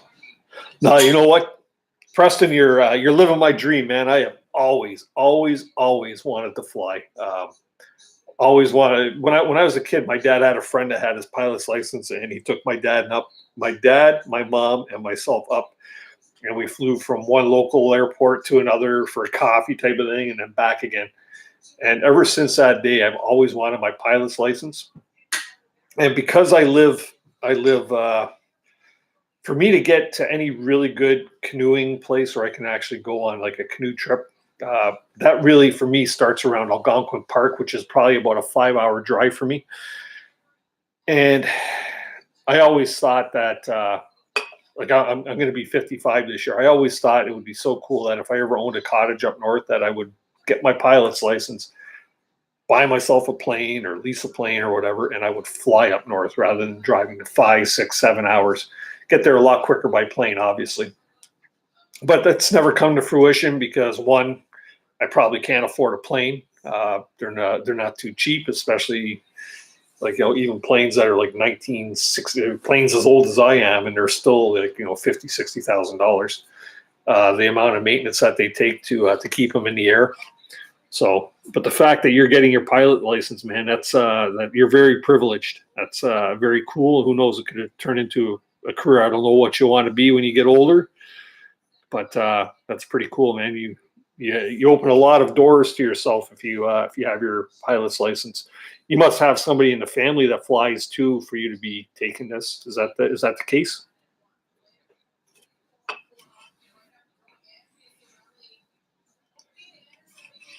Joey.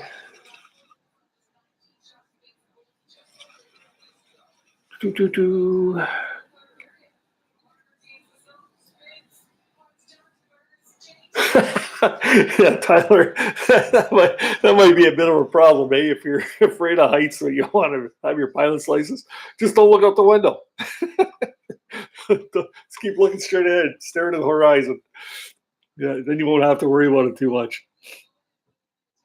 Preston, not sure if you've ever met Tyler here. Tyler's got a pretty good bushcrafting YouTube channel. He just surpassed the 1,000 subscriber mark. So you go on over there, check him out, check out some of his exploits. He's always out there and enjoying himself. He's learning better and better editing skills and stuff each time. So he's definitely a guy to keep an eye on. And the fact that he hit 1,000 subscribers so quickly is very impressive. A long-running 35-year joke will find till I met my wife. Am I missing that one, Joey? I used to have a long-running 35-year joke about flying till I met my wife. Elaborate. That one there, I can feel the wind over my head.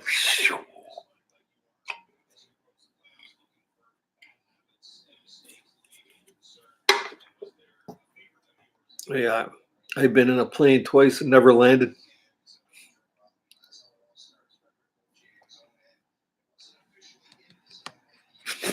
Again. I hope you're not crash landing.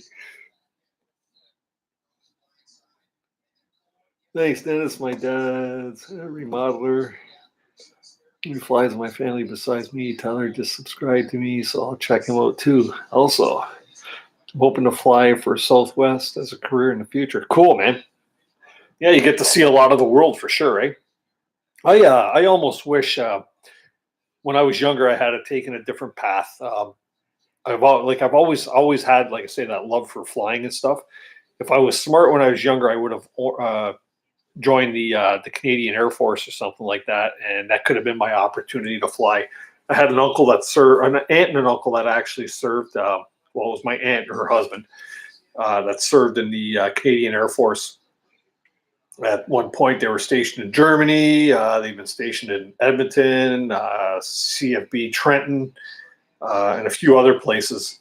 And he was I believe it's called a loadmaster on a Herc, which is the big cargo planes, the ones that you always see on TV where they poof, the big parachute comes flying out the back and it pulls off like the crates of cargo and stuff, and they float on down.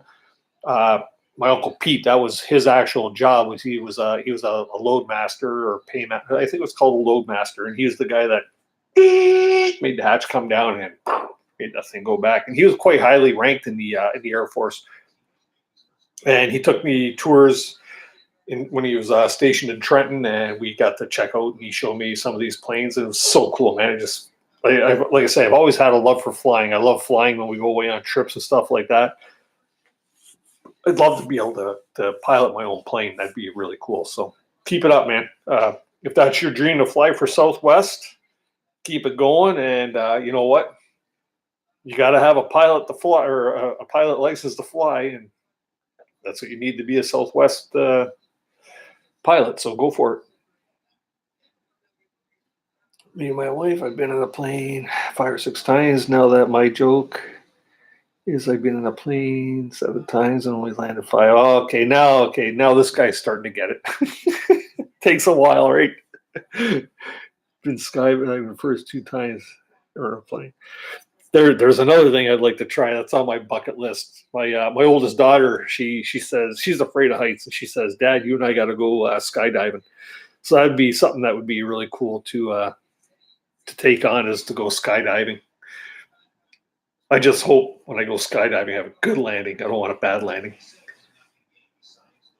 I thought I'd go my whole life without being in a plane. I have flown 4 times now, the last 6 months, to visit my lady friend. Takeoff is just awesome. Cool. Wow, you got to fly to go see your lady friend. That's got to love those long distance relationships, right?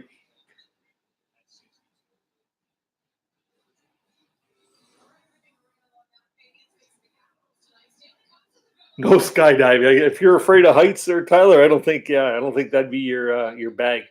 Unless, you know what, they have these things called horse blinders, right? They go like that. You just got to bend them in so you can't see, right? Yeah. So go ahead and jump out of the plane, and I think the first couple times you don't jump by yourself, anyways. I think you got to become certified for that. At least up here in Canada, if you're gonna go skydiving, you have to be tethered to an actual experienced skydiver.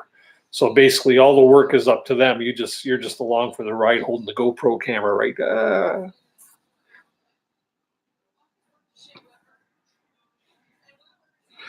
Also, everyone go check out Knives Ship Free. The Bark River Bushcrafter in 3V just came back in stock.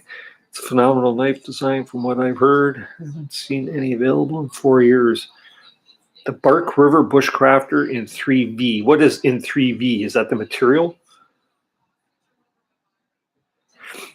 Preston, you just missed Jim from Knight's Armory. Jim's a knife maker.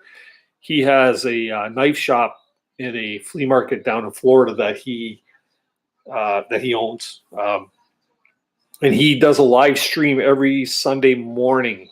And you can go on there and you can see him at his knife shop, and he interacts with you there, and then he'll talk to his customers, and he interacts more with you and stuff like that. Just check him out. It's called Knight's Armory. If you go up in the chat, I don't know if you'll go up high enough that you'll be able to see it. But yeah, it's called Knights, Knights Armory. Yeah. He's a pretty cool dude.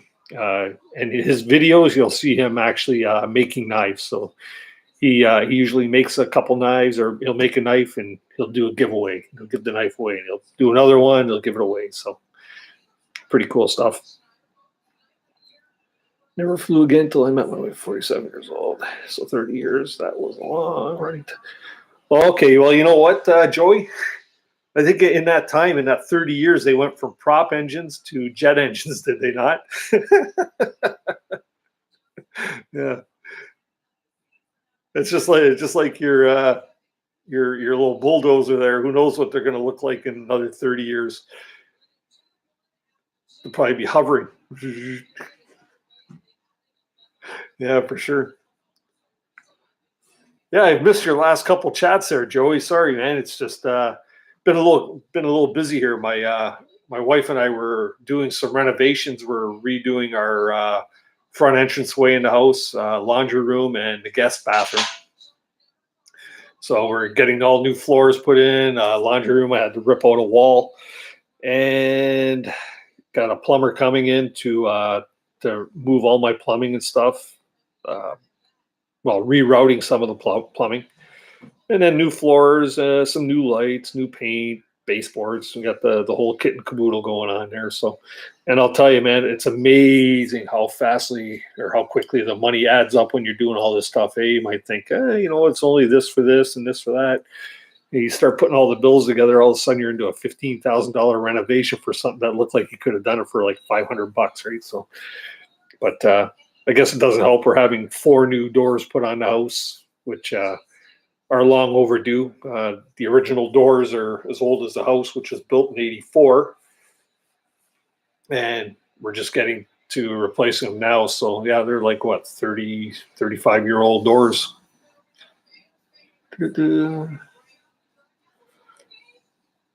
What do I have planned this weekend, Tyler?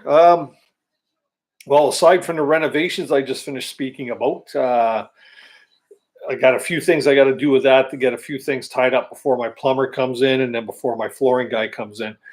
But I have plans. Hopefully, I'm thinking maybe Saturday. I want to get out to the day camp. Uh, the video I had there where I was building the my bench, my bushcraft bench. I think I want to raise that up one more set of logs just to make it a little higher. That'll probably be something I'll undertake, and then I want to start working on the shelter portion. Going to do sort of like a lean-to style shelter over top of that. But one's going to go onto one tree, and the other one I'm going to build a tall tripod, and then I'm going to put my cross support, and then I'm going to do all my boards or my logs behind that. So it's going to be something. It's going to take a little planning, and I'm also going to probably start working on my camp table, and something that might happen behind the scenes that you guys might not see in the video. But I want to get some firewood cut up. But that there will most likely be with the Husqvarna. There's a lot of in the forest that I'm in. It's a hardwood forest, so there's a lot of oak, maple. Red and white oak, maple, some ash trees, some poplars. Not a lot of pine trees. I have a really hard time finding pine trees in there, just because there aren't any. It's hardwood forest. But there's a lot of deadfall. So what I'm going to do is I've got permission from the landowner that, I'm not going to be cutting any new trees down. So I'm going to probably cut myself up. Heck, who knows, maybe half a cord or a cord of wood, so that every time I go out, I'm not always cutting trees and cutting wood to get a fire going, because I like to go out there too and be able to work on the stuff that's getting the camp going where it is. The wood itself, just cut that with the chainsaw. It's not all about bushcrafting. It's a camp or a day camp I can go to at any time. It's not about just doing the bushcrafting or having used the Ferro Rod. I don't have to rough it, because it's not that situation where I have to rough it. So that's on the agenda for this weekend, hopefully. I'm looking forward to that. Trying to get my wife to come out with me so I could cook her a nice steak on the barbecue, or some steak and eggs, because I really like doing that out there. You'll probably notice in my videos too, I haven't my fire pit, I have no rocks around it. And funniest thing, I have looked all through that hardwood forest. I've looked, there's like the fallen trees with the root clusters. When a tree falls over with the root cluster, you always got like this big, that's the root cluster. And you usually find in the dirt there, you'll find, rocks. There are no rocks. There's no rocks around there anywhere for around my fire pit. So I got a feeling I'm going to have to find rocks elsewhere, and I'm going to have to actually hike them into the day camp. So I'm not looking forward to that, because it's 15-minute walk in from my access point, and there's no blazed trail. Every time I go there, I actually quite literally have to find my camp again, just because there's no trail. When I've been going there throughout the wintertime, I could follow my foot tracks if the snow hasn't melted or there hasn't been fresh snow. But there's a lot of really kind of marshy areas with a lot of water, standing water. You'll see that in my last video towards the end. And it's almost like little lakes with trees coming out of it, type of thing. That's how much or how saturated the ground is. So every time I go there, I have to walk around that now, and I have to find a new way in over fallen logs. It is really quite dense in there. It doesn't look it, but there's a lot of really, really thin trees in there that and they're all intertwined. So you got to sort of snake your way in and through and around. So I haven't got a dedicated trail going in there yet. And I don't know if I want to build one because I don't want anybody else finding it. There's a lot of ATVers in that area. Last weekend, Molly and I had to be quiet. There was about 5 or 6 ATVs come up a road allowance that kind of goes by that area. And we're back in a ways, and Molly likes to bark if there's something that's not familiar to her. So I got down low, and I wanted to make sure nobody didn't see us, right? So I don't want to give the spot away because I don't want people going there because it's not their property and it's not my property to allow anybody in there. So yeah, here I go rambling again, eh? Jefferson, you say, yeah, building materials are insanely expensive now. Yes, they are. Yes, they are. You got there again, just like our camping gear, you got to go out there and you got to try and find the deals, right? Wife and I went out yesterday to find a laundry tub assembly there with the cabinet, the laundry tub, and the sink and all that. Home Depot, found ourselves a pretty nice one and said, you know what, that's going to have to do. So that's what we have been doing the past couple times. We went to our property cutting firewood now, so we don't have to do it when it gets hot. My sentiments exactly there, Joey. You know what? Do it when you can do it. And you know what? It doesn't have to be always about cutting it and splitting it with an axe and stuff like that, and a handsaw. My handsaw is basically for when I go roughing it and I go portaging and stuff. I'm using it for my bushcrafting videos just to show, like, yeah, this is what we can do. But really what you're seeing in my videos right now is not the extent of what Canoehound or Dennis can do. My main passion is actually being out in my canoe on a canoe trip. That's my thing. I do hiking. I do the bushcrafting thing just because it gets me outside. Summertime, I also do. I kind of slacked off the last couple summers, but because I bought a new boat. But I do mountain biking. We got a lot of really good mountain biking trails around here in Niagara. I got a 16-foot Legend XTR 16, which is a fishing like a fishing play boat with a 90-horse Merc on it. It's got fishing platforms front and back, stereo system. It's a really nice boat, and the wife and I and my daughters have been getting out and enjoying that. Plus, we get out, like I say, we're between Lake Erie, Lake Ontario, and the Niagara River, and we have a lot of opportunity to get out there and do a lot of fishing. So we do that. My buddy's got the same boat as me, but an 18-footer. It's like a big brother and a little brother type of situation.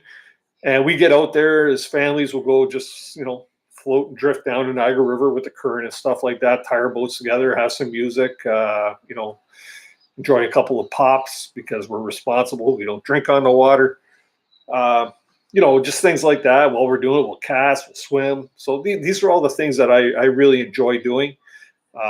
Having a day camp that I'm fortunate enough to be allowed to use is because I need to get out and get away from behind the TV and from behind this computer thing here. I spend all my working day behind a computer as well. And then I come home and I'm on YouTube because I'm sure all of you are like me that are on here, because I see you guys on here all the time. Guys like Joey here at My Slice of Heaven, you're on here doing multiple streams in a week. YouTube is an addiction. It's something that, it really draws you in.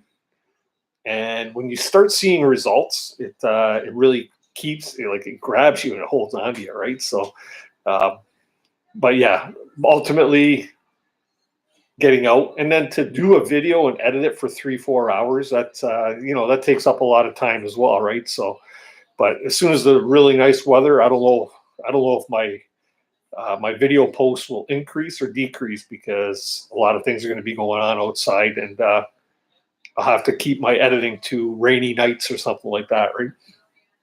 Plus, we like to have bonfires in the backyard here at my house. We're in a community, and our house is on the corner of a street, but uh, the neighbors can't really see our backyard, just the way the yards are situated. So we always have bonfires in the backyard, and you know things like that. So hey, there's a buddy I haven't seen in a while.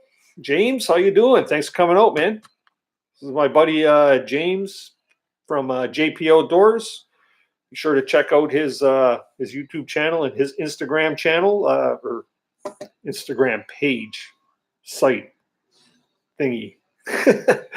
He's you're getting quite big there. Your Instagram following is getting pretty good. Yeah, you have been hiding, dude. I haven't seen you in a while. Mind you, I haven't been on YouTube in quite a while. And there's my buddy Steph. How you doing? Another Ontario boy. Steph, we got to get out and do a canoe trip this year. Maybe I don't know what your thoughts are. Grab your buddy Carlo or something. Should look into joining me and my buddy Jay when we do our August trip. I think this year we're heading up around Gogama, up around the Gogama area, just short of Timmins. A couple nice canoe trips out there. YouTube is definitely an addiction. I only edit for 30 minutes though. I try to keep my videos minimal and only what I like to do. It doesn't distract me too much. Yeah. I wish I can do that. But you know what? Preston, the weather here has been so crappy of late. And the reason why I haven't had any really good videos out lately is just because I've been distracted doing other things. My life doesn't revolve around YouTube. YouTube is something that I enjoy doing. It's a lot of fun. I say I'm going to be 55 this year. Who knows, man? Maybe if we can get this thing bringing in a little income, it could be my retirement thing. Get me out of my business and into retirement. But I'm not putting my eggs in one basket. Trust me. Oh wow, weird. How's it going? Things are going good, Steph. We've been on for like an hour and 45 minutes now. It's been good. We've had a lot of people in and out. Look at me. I'm at a whole 16 thumbs up. Things are good. Life is grand. Life is grand. Cut on about renovations. You get a new canoe and the wife gets ready. You know what, Joey? That was part of the deal. I was at the show and I called my wife up because I seen this Swift canoe, and I didn't even call her up. I sent her a text. I said, "Do you love me?" And she sends me back a text. She says, "Yeah, I love you." I go, "No, do you love me?" She says, "How much?" But I knew that was going to come at a price. And we've been talking about doing the renovation here for a long time. So the renovation's actually not for her. It's for us, and it's for the house, and it builds value on the house. So yeah, the canoe, that won't hold its value, but it will get used. Trust me, my canoes get a lot of usage. I give them a lot of tough love. JP, you know what? When you find the time, you'll get them videos done. I'd still like to see something about that saw that you were making, whether it's to your liking or not. You know what? Sometimes if you post the video and you say, "I like this, I made this, it's mine," but I find it's this, or this, you'll have people actually giving you advice and or giving you suggestions about what maybe you might have done wrong, something that you didn't realize. But you know what? I'm going to be doing a video soon. I got a leather making kit, or like a leather crafting kit, and some leather. And I got a couple sheaths I want to make, and I'll start laughing now because I know these things won't turn out professional. But you know what? As long as they're functional, and they stop me from cutting myself or something, it's a success. So you know what? Sometimes you learn by making mistakes, and I've been loving your videos so far. You've been doing a good job considering you've been working with just a camera or a phone. You know what? The quality or the videos is good. The camping video that you did in Virginia was freaking awesome. I loved it.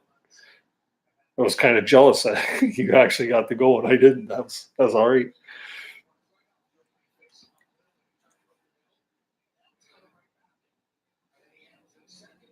Yeah. Look at that. Steph's a pretty popular guy. If anybody hasn't seen any of Steph's videos, go and check him out there. He's got some pretty interesting stuff. He's a Northern Ontario. Well, he's from Toronto area, I think, but he's an Ontario boy as well. Good yourself in crazy week. I just got back from a nice long walk with my girlfriend. Headed out to Ottawa tomorrow to visit some of her family. Should be a fun time. Oh, that's cool. Make a nice weekend, out there in Ottawa. That's a fun city. Ottawa's a fun city for sure. I haven't been to Ottawa probably. When was I in Ottawa last? Probably around 2007. So yeah, it's been quite a while since I've been out that way. Been to Montreal a couple times, but not Ottawa.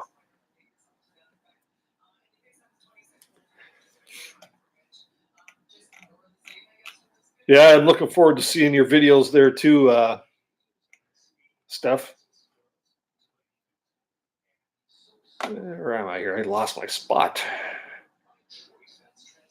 There we are. We miss watching them. Just give us a warning when the clothes come off so it can cover my wife's eyes. Yeah, Joey, keep the wife away from that buff young fella, right?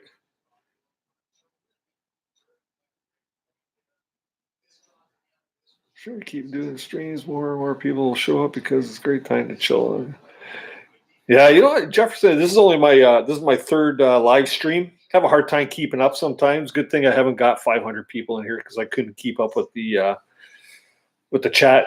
My dollar store glasses don't keep up, right?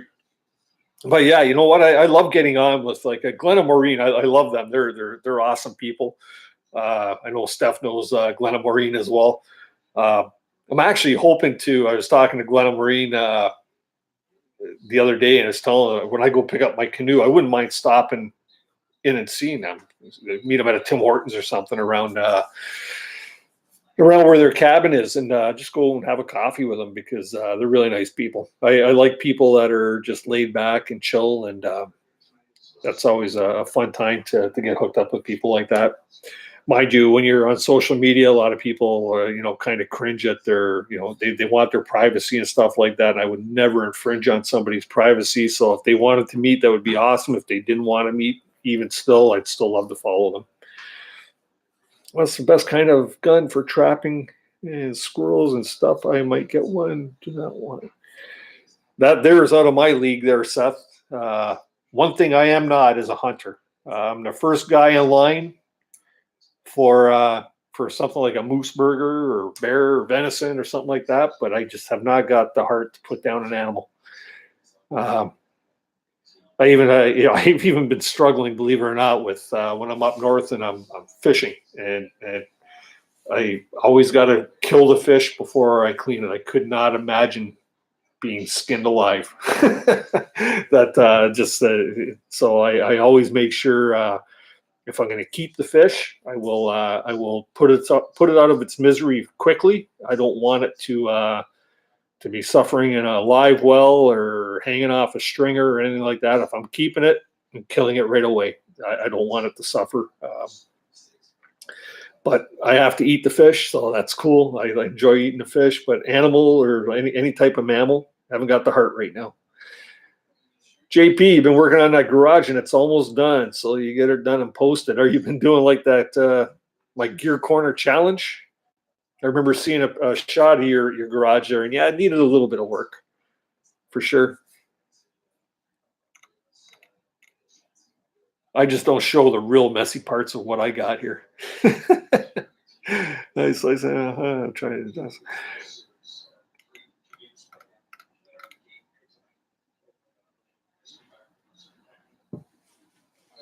JP, you're out already? Grab your slice of pizza, grab your daughter, come over and introduce her to Uncle Dennis. How's that?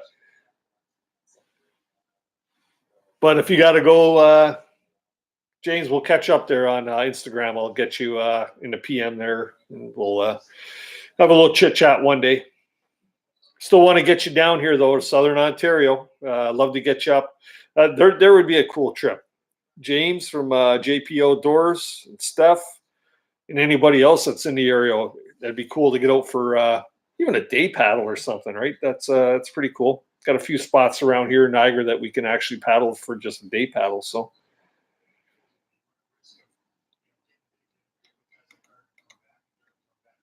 Well, the wife and the kids are home, getting into noisy here. I gotta go. Catch y'all later. Nice seeing you again, Steph.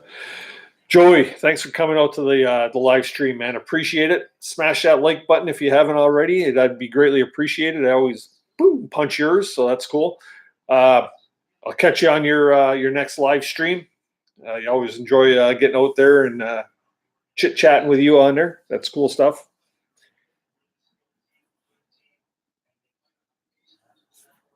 Imagine that. Tyler Wood wants steak in the woods. Dude, have you ever tried it?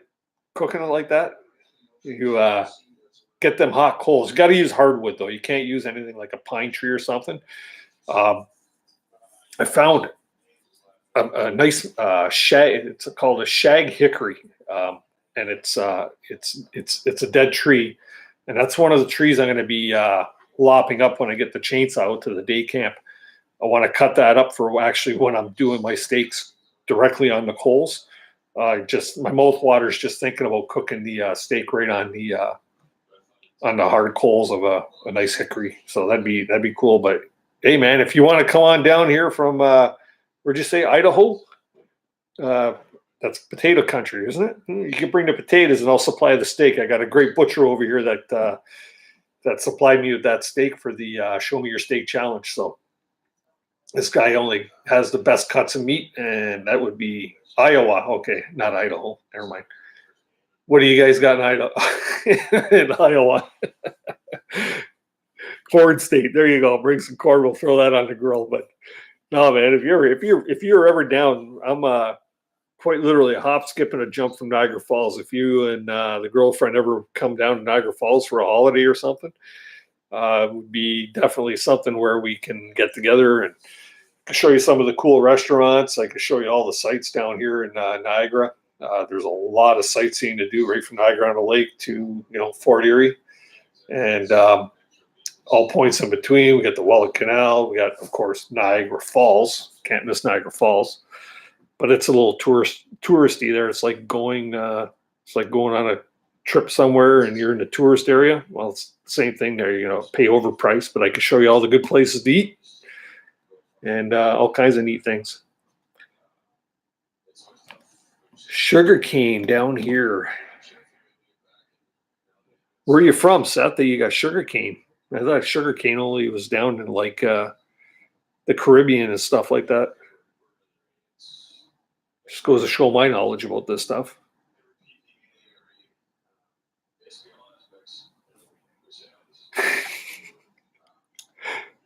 Like I could send you some Keurig pods of Tim Hortons coffee if you want. Timmy ain't all that. Trust me. It's just the coffee shop that has taken over every coffee shop in Canada, right? Back years ago, before Tim Hortons was the conglomerate that it is now, that's not even owned by Tim Hortons anymore. I think it's owned by Burger King of all companies. But there used to be mom and pop donut shops on like almost every Canada down here in Ontario. It was like, I think Niagara was one of the donut capitals of the world type of thing. And Tim Hortons started coming into play, and everywhere there was a mom and pop donut shop, Tim Hortons opened up kitty corner to them. And before you knew it, every mom and pop donut shop was out of business. So we enjoy our Timmy's because basically Timmy's is about the only thing we have to enjoy next to maybe Starbucks that charges like, $8 for the same black coffee. You're going to get a Tim Hortons. Mind you, it tastes a little better, but you know what? I think I'll drink the $1.90 coffee over the $7 coffee. Yeah, just the way I am. But if I want a good coffee, I'll make a good coffee at home. I won't go to either one of them places. So Timmy's is trash now. The Mounties are gonna come after me for saying that. Yeah, Tim Hortons. Like I say, every time I drink Tim Hortons coffee, it always leaves me with a real funky taste in my mouth. So Timmy's here in upstate New York today, like half an hour away from me. I thought it was just a Canadian thing, but obviously not. Yeah, Tim Hortons has been branching off into the United States. When I cross over into like Niagara Falls and Buffalo, New York, they've got Tim Hortons over there now. So yeah, they're starting to they're like a virus. They're like the Walmarts and the Home Depots and the Sam's Clubs and all these places, right? The big box stores. And I always talked earlier in this feed about buying stuff on Amazon. Just like anybody else, I do it out of convenience sake and trying to find the best price for like expensive products. But it kills me every time I got to make a purchase on Amazon. It kills me. Just I'm a small business owner, and I really believe in trying to support small business. But in our area here, there's only one outdoor store that sells higher end camping stuff, but he charges like 3 times the amount that I can get it for on Amazon. And this guy, I have purchased a lot of things from him in the past, but I have a hard time. But like, money's hard to come by, so I'm not going to go spend you know $35 for this when I can buy it on Amazon for 11.95, right? And free shipping. So you got to weigh these things out. I just hate it that these big businesses are really starting to take over things, and really hurting guys like myself. I know it's an oxymoron, but hurting guys like myself that are business owners. Like in my particular case, I have a print shop. I do signage. I do promotional products, and I do a lot of print matter like business cards, photocopies, flyers and brochures, and things of that sort. And my Achilles heel is Vistaprint. You always see these Vistaprint commercials on TV. Buy 500 business cards for $9.99. Yeah, well, the quality of them cards, quite honestly, are shit compared to what I would do. But I'm charging 4 times more than they are. But we're also designing it. We're standing behind it. If there's a problem, I'm responsible. I'm on the hook for it. So, like, it's these places are actually killing business for all us small businessmen, right? And like you look at Walmart, what Walmart's done to small business. It's hard to compete with Walmart pricing, right? Frankly, I hate the place. Okay, that's my daily rant. I'm done there. Oh, he's never really snowed around 5-6 years in summer. You get it up to 100. Yeah. That's what you see down here. It's all. Also heard you guys have this plate with mashed potatoes and gravy fries while I wasn't blown to Canada. Oh, you're Tyler. I think you're talking about poutine fries. It's like French fries with gravy and cheese all over it. That's a Montreal thing. That's a Quebec thing, and it's starting to become popular all over the place. Even Tim Hortons has got it. McDonald's, Burger King, they're all offering poutine fries. Yeah, as much as I can, I try to support small business, especially. You know what? My store is in a plaza, and I all the people in my plaza, like I think every tenant in our plaza, I support them. There's a computer shop. If I need a computer, I don't even think about looking anywhere. I'm going to support the guy that's right next to me. If I had to rent a car, there's a rental car place next to me. I'm going to rent the car from him. We got a lawyer. I use the lawyer. We got a phone company there. We got to use the phones. There's tanning salon. There's even a bubble tea place next to us. And you know what? If I'm going to drink something that's cold in the summertime, I'm not going to go anywhere. I'm going to go next door, get myself a bubble tea or a smoothie, right? So. And one of the more popular restaurants in my town is right in the plaza too. And I know the owner quite well, and it's nice to go in there for a nice burger and a beer. So, Academy, get the camping gear.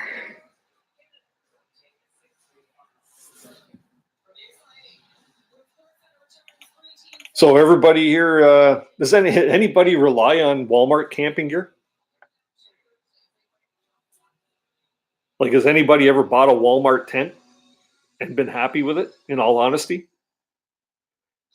I bet you there's nobody that's ever bought a Walmart tent and been happy with it and said the thing, "Yeah, best tent I ever had, man. Not a drop of water's ever dripped on my head." Yeah, bubble tea is pretty good, except for them big balls of snot that you suck up through the straw. I'm not big on those tapioca balls that come in there. First time I got one of them, I thought, "Oh, that's pretty neat. I'm gonna try one of these things." And I sucked one through a straw, and it almost choked me to death.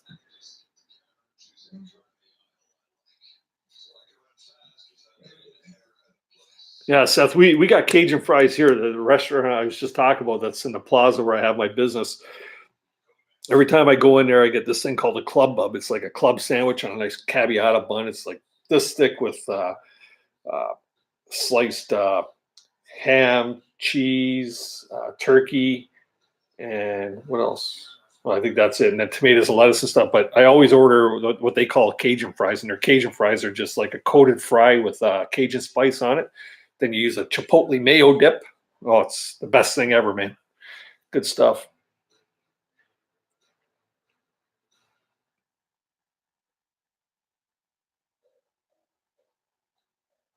Yeah, you know what, Tyler, we got the same thing down here. I'll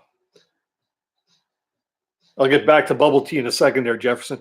But we got a mall in Niagara Falls, Ontario here, called the Niagara Square, and they're in the process now of starting to rip it down. And of all things, they're replacing it with I don't know if you got Costco down in the states. I think it's like a Sam's Club type of thing. Um, but yeah, because of like these Amazons and like if you don't have a big player store like a Walmart in there or something, it causes a lot of these malls to hit a economical hardship, and all the stores don't all the smaller stores don't want to be in there because they're not getting the traffic, right? Because everybody's going to Walmart or they're shopping online. So yeah, this big beautiful mall that we have in Niagara Falls is actually in the process of being torn down soon, and it's been empty for like 5 6 years. I remember 2 years ago, 3 years ago, I said to my daughter, I said, "Hey, let's go out shopping. We haven't been to the Niagara Square in a long time. Let's go check that out." Right. And it was for Christmas time. We went there and we like no cars in the parking lot. We walked into the mall, and out of the whole mall, there was like probably 6 empty units to every one unit that was open. And the open units were like just like, no offense to them, they were shitty stores, right? So nothing worth shopping. So we left there with our hands in our pockets and no bags on our arms. So yeah, that happens.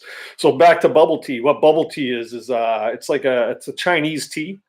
Um, it's made usually with either green tea or white tea, and then they put flavoring in it. So they have like 100 different flavors, whatever your favorite fruit is. You get like passion fruit, strawberry, blueberry, um, star fruit, like all these different fruit flavors that you can have whatever flavor you want.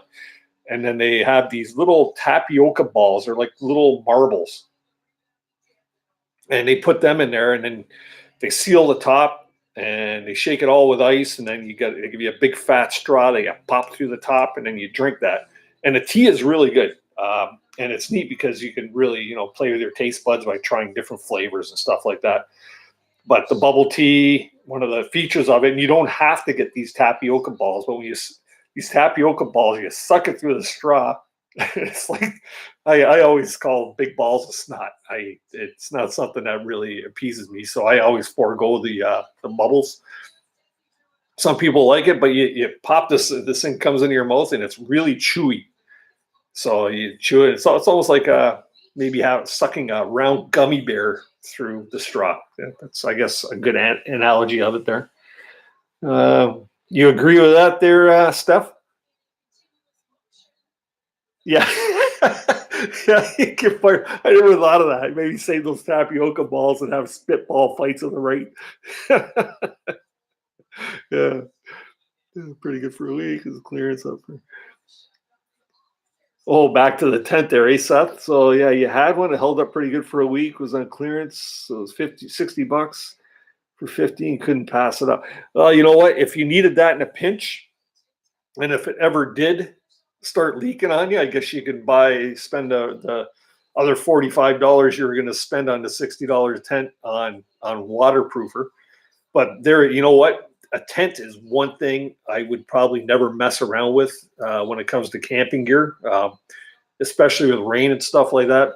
I've had the cheap Walmart tents, or down here we have Canadian Tire.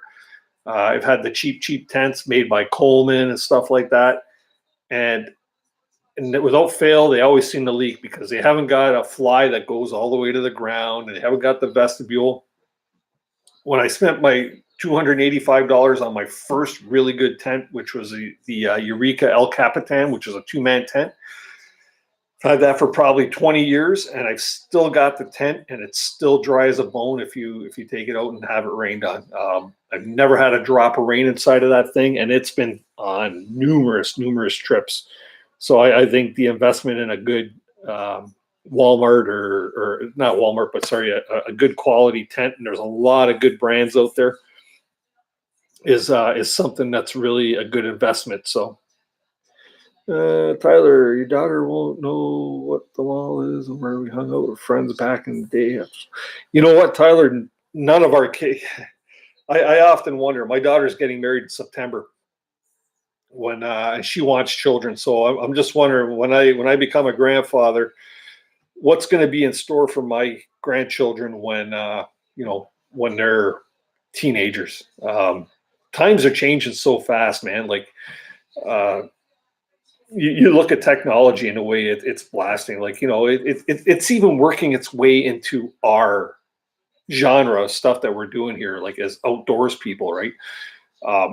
You got your GPS trackers now. You've got these things called a spot device, so that if you're way up north, and it's a great device by all means, but if you get yourself in trouble and you're way up north, you got the ability to just go, I need help. I need to get the hell out of the bush now because this is life or death. Hit a button, SOS, and you got a rescue helicopter there a half hour later. That's amazing. That's amazing technology, right? But the fact that, money is disappearing. Everybody's now moving over to credit cards. How many of you really buy stuff using cash nowadays? Everybody uses credit cards or debit machines, right? Or debit cards. So cash is going to funk. Canada got rid of, about maybe 3 years ago, got rid of the penny. You guys in America still have your pennies. In Canada, we don't. Everything gets rounded up or down to the nickel, right? To the 5-cent piece. So that's all changing. Just the convenience of people don't go out shopping anymore. They buy it on Amazon. They'll buy it on Walmart.com or whatever. They're buying the stuff online. You're not even getting off our asses anymore to go out and do our shopping or our research. We're everything is now just getting too technological. This thing right here, this computer right here, I've probably made more big purchases on this computer lately than I've made in a store, right? It's just getting to be kind of crazy. Hi, Jessica, how you doing? We're all just ranting right now about times and technology changing and stuff like that, and shopping on Amazon and things like that. But yeah, you know what? It's getting kind of scary. I'll tell you one even better. When I've got a 2018 Ford F-150 extended cab sport, right? It's my third pickup truck since 2014 because I lease and I trade them in every 2 years.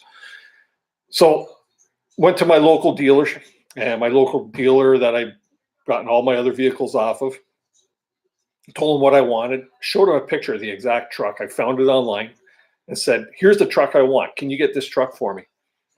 And they go, oh yeah, we get you that truck. And they come up with the price, and the price is like $8,000 different for the same, like the actual truck from another dealership that was up in Toronto area, up around Brampton. So I said, no, wait a minute. They could get me this truck. They go, well, here, why don't we put you into this one we have? I go, I don't want that. It's got the 5-liter. I wanted the 3.5. So long story short, they didn't want to work with me. They made the biggest deal over trying to give me the same deal that I could have got from this other dealership in Brampton. So I contacted the Brampton dealer. Well, I had already been in contact with the Brampton dealership, and they had told me, yeah, this is the price we can give it to you for. And I said, you know what? I didn't see the truck, like personally, the exact truck. I seen the same model at different dealerships in my local area. I bought the damn thing without even seeing the truck, test driving it, or meeting the salesperson. It was all done by texting, by email, and by phone. That and we're talking like a $68,000 truck. all done without actually seeing it. Like I met my salesperson for the first time and signed the paperwork for the first time when I actually went to pick the truck up. That's crazy. That's crazy. That's almost like being able to buy it on Amazon, which I'm sure actually I've heard talks that they want to get into starting to sell vehicles. That's crazy, right? You order it and they'll deliver right to your door. But because my local dealership didn't want to work with me on this, and believe me, this guy is like right within my own business area, district area where I have my business. I wanted to keep the money in my own area, but they forced me to go somewhere else.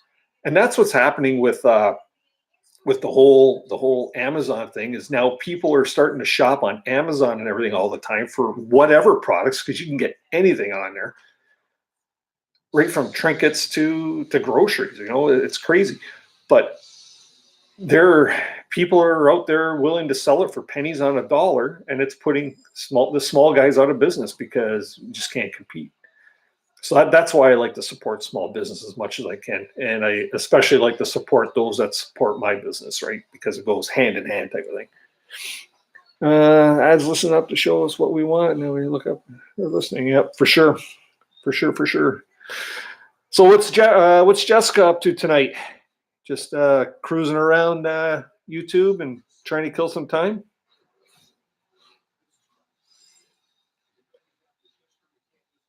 I saw your comment about malls. Yeah, that's crazy, man. These malls, little guys just can't compete with big stores on price, warranty, and selection. But you know, when you go to a little guy, you're getting service and real knowledge of the products. Agreed, 100%, Steph. You know what? Like I say, in my business, my nemesis is this Vistaprint, right? Because they sell a lot of the same products. But you know what? You're not talking to a person. You're going online. You're doing it, and you're really taking a crapshoot. And a lot of people don't realize that a lot of these big businesses like this that are really wreaking havoc on the small businessmen. A lot of these places are sort of like China based. You know, a lot. You don't know what you're getting. You just don't. I have customers come into my shop and they'll come in with a business card, and they'll hand me the business card and go, "I need new business cards." And first off, why are you here when you bought these on Vistaprint, right? And they're coming to me because they're not happy with what they got from Vistaprint. You flip the card over, and on the back side it says www.vistaprint. So Vistaprint's taking the liberties of putting actually their website address and advertising on your business card, right? That's not right. We at my sign shop, we don't do that. I've had vehicles that we've done vehicle graphics on, and the customer will say to me, you know, if you want to put your sticker on the back, go for it. And 99.9% of the time, I always tell them, no, I won't do that. If you want to tell people that I did it for you, that I really appreciate that. Or if you want to do a Google review, I would love that more than anything. I said, I won't put my sticker on it for one simple reason. This is a marketing vehicle for yourself, and it's your job, right? It's not that I'm not happy that they're offering to put a small advertisement. I'd rather the word of mouth. I'd rather they would speak about it. You're not going to get that from a Vistaprint. When they take the liberties of putting their advertising on the back of your business card or postcard, that's pretty cheap and pretty low to me. So, boo, Vistaprint. Don't even say that name. I hear you. I was there too, Joseph.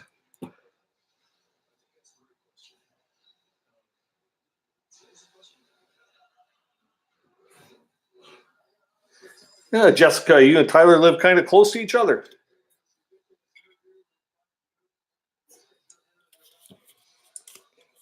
About a grape crush. I'm going dry. Time for some water. Actually, guys, I didn't even realize we've been on here for 2 hours and 20 minutes. This is a long stream. It's been a great night. Been having a lot of fun. Really appreciate the support of you guys for sure. You don't know? Well, I thought talking about the malls or same malls in the area, I thought maybe you guys might have been near each other. Yeah, it's been a good night. I bet you we've had probably, for me, being a rookie at this, about 25 people through all night. That's pretty awesome. Got 18 thumbs up. Might not hit that 20, but next time we'll shoot for 25. I'll set the goals high. Jessica, I have to ask. I see you on quite a few chats. What interests you? Do you like getting outside? Do you like camping in the outdoors?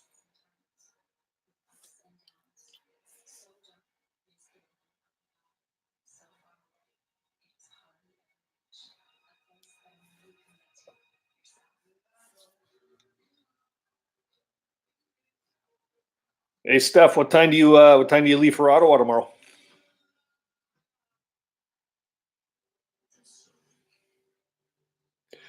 Jess is all about flower power for sure. That's outdoorsy.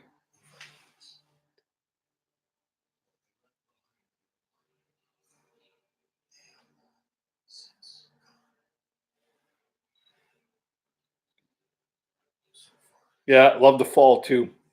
I know. I think there's no prettier place to be in Ontario. And Steph, you could probably back this one up because I think you said your parents have a cottage up around that area. But like Algonquin, the Algonquin Highlands, even just driving down the corridor Highway 60 during during the fall season, man, there's so many it's like so much hardwood around there that the colors just light right up. All your oranges and reds and yellows. It's just simply stunning. Some really picturesque areas. Killarney area. That's a place I want to head up to this year to do a nice overnight trip. Is up to Killarney area. I've never actually canoed there. In the 35 years I've been canoeing, I've never done Killarney. We'd always tend to do north of North Bay and north of Sudbury, and that's our starting point for annual canoe trips. But yeah. Well, Jessica, you should get yourself a nice tent, not a Walmart tent, but get yourself a nice tent and get out there and do some camping. Get some lady friends. You know what? My wife and daughters like to do girls' weekends away, and they'll just hit a campgrounds. They don't have to do the rough it camping, but they'll go out there and barbecue. I've even been known at some time to go and help them set up, and then they're there and they can enjoy, whatever, swimming, suntanning, reading books, drinking wine, just chilling. And then sometimes if they're close enough, I might take a drive out there and go enjoy a bonfire with them, and then just leave them to themselves and come back home and spend time with the dog or something, right? But yeah, get out there and enjoy it. Camping is always such a relaxing time, and it doesn't always have to be complicated. Like you could go car camping and sleep in the back of your car if you had to, right? And I'm going to be completely honest here. I actually cried at the sheer beauty of the fall colors in Algonquin. I cut that part out of the video. Yeah, man, Algonquin. You know what? As much as I love Algonquin Park, I don't really canoe there often either.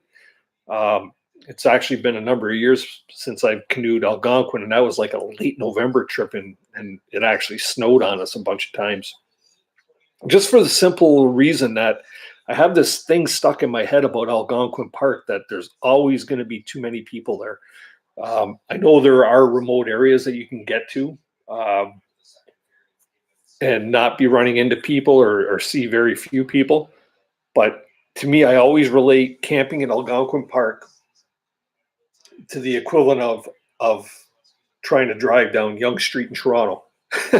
Just there, it's too centralized to Toronto. I like to canoe further on Crown Land up north, But this year, I think just for sheer convenience, I will be, once I get the new canoe, taking the 4.5 hour trek up to Algonquin just to get a few overnighters or, 2 or 3 nighters.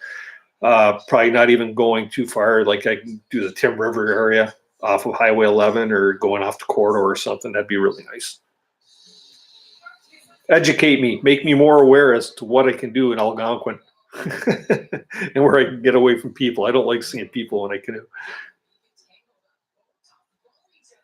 If your wife don't take you up on the steak dinner at the day camp, I know a steak lover. Hint, hint. Yeah, man.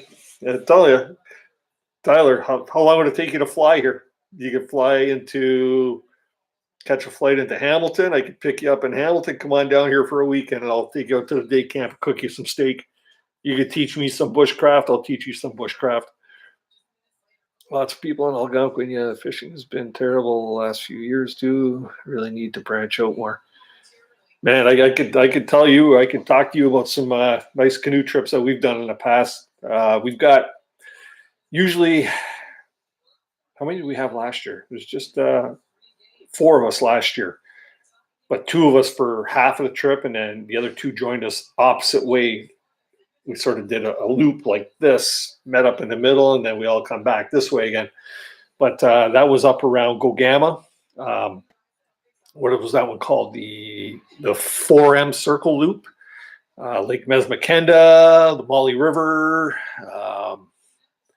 and a couple of other lakes. That was a really nice trip. Really, really, really remote, really shallow in some spots, but yeah, just a great trip. But we usually do our big trips like that probably second week of August, and that turns out to be that's our annual trip. So we try to get a few more people so we can have a good time. But we try to go to areas where we know we could find an island with a nice big campsite or something like that, so that we're not struggling for tent pads.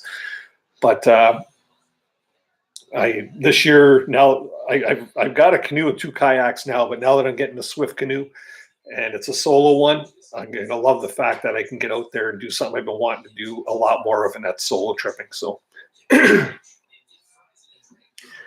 last few years, it's still beautiful. A huge variety of colors in the past. It's the weather that makes a difference. Yeah. The weather makes a difference. Last couple summers have been pretty dry. I don't know how much bearing that has on the colors of the trees and stuff, but I know they're going to get a lot of moisture now because Northern Ontario, they're still under, what are they under right now, Steph? I just watched a video by Camper Christina. I'm not sure if you follow her, but she was out there doing hot tent camping just 3 or 4 days ago, because she mentioned the date was like April or March 31st or something. And she was walking and she was up to her knees. So she's still in like 3 feet of hard packed snow. So that leads me to think that Northern Ontario is not going to be accessible for canoe, but at least for another month. It's I hope it's sooner than that, but not for another month anyways. And I'm down, just not the fly part. I'll stick to the 12-hour drive. You're really not afraid of heights, eh? That's okay. They have sedatives for that. Take the flight. Yeah. That's the longest you camped straight. 10-day trip. Longest trip I did was a 10-day trip, and it would have been Northern Ontario, part of the Mizzenabie River system, which was all the headwaters of the Mizzenabie River. That trip started really cool around the Sudbury area. We jumped on a train called the Bud Train. It was I think it's still in existence. I think it still runs, but they really screwed the regulations. But it's a train that has it's basically a 1 or 2 passenger cars, and then they have a cargo thing. And basically, they call it a flag stop. It's one of only 2 in Ontario. There's the Bud car, and then there's the Polar Bear Express that goes to Moosonee. And essentially, this train is made to service northern communities, small northern communities, and the train will stop anywhere on the tracks. You ask them to. they'll stop and you jump off the train, grab your gear, and you go. So basically, we jumped on this train and we took it into a lake called Bull Cow, and then we started the headwater loop of Mizunabie, which was like we stretched it out to be a 10-day trip, and it was phenomenal. We got off the train, we did our entire canoe trip, and then we scheduled it so that we could jump back on a train, which took us back into Sudbury area, and that was the end of our trip. So yeah, that was pretty cool. I wish I can't do that all the time, or, you know, even though I own my own business, I'm still strapped to my business and the family and stuff. So it's hard, but usually 7-day trips are the norm for us. If you mean on the phone, Jeff, I'm down. Yeah, for sure. Sorry, I left suddenly. I have to go for tonight, but I really enjoyed being part of the community. Oh, God bless. God bless you too there, Preston. Thanks for coming out, man. I appreciate it. Good luck with the flight lessons there. Keep it up. And have yourself a good night. Appreciate the visit for sure. In the fall, Jefferson, whenever you want, Jess. Take care, Preston. You know what, guys? Actually, we're at 2 hours and 30 minutes on this this chat. I'm getting really dry, even though I've been trying to drink some water and stuff here. But getting near bedtime, got to get up early for work. Going to probably call it a night. I thank you guys so much for coming on out. It's nice to have made a bunch of good YouTube friends, and you can count on my support. I know I'm subscribed to all of you, and you can continue on or you can count on my continued support. And let's all build these channels and you know, get ourselves recognized here on YouTube. It's fun. It's a hobby. And let's just keep each other educated about the outdoors and the good times that we can have out there and the different things that we can do to get back to the simple realities of life. So that's all great. Jeff or Steph, Jessica, Seth, Preston, all you guys, thanks again. So I'm going to tune out. I'll see you guys in other chats, and I'll be back next Thursday night at 8 o'clock, and I'll pick up a new topic if anybody has any ideas. Oh, one last thing. Don't forget, I had mentioned about, and I didn't even talk about it tonight, was supposed to be my 350 subscriber giveaway. All of you, I'm giving all you guys the opportunity to get a few extra ballots in for when I actually make the announcement. After this video's gone posted live, just get back in here at some point. Just leave me a short little comment. I'll get you an extra ballot in for when I do that giveaway. I'll cover that in another video, but it's going to be a giveaway worth about $100 worth of products. So if you want a chance at it, make sure you just leave me any comment, send me hugs and kisses, whatever. That's all cool stuff, or little canoe emojis or something. So that's awesome. Anyways, Dennis from Canoehound Adventures signing out. And remember, people, keep the adventures alive.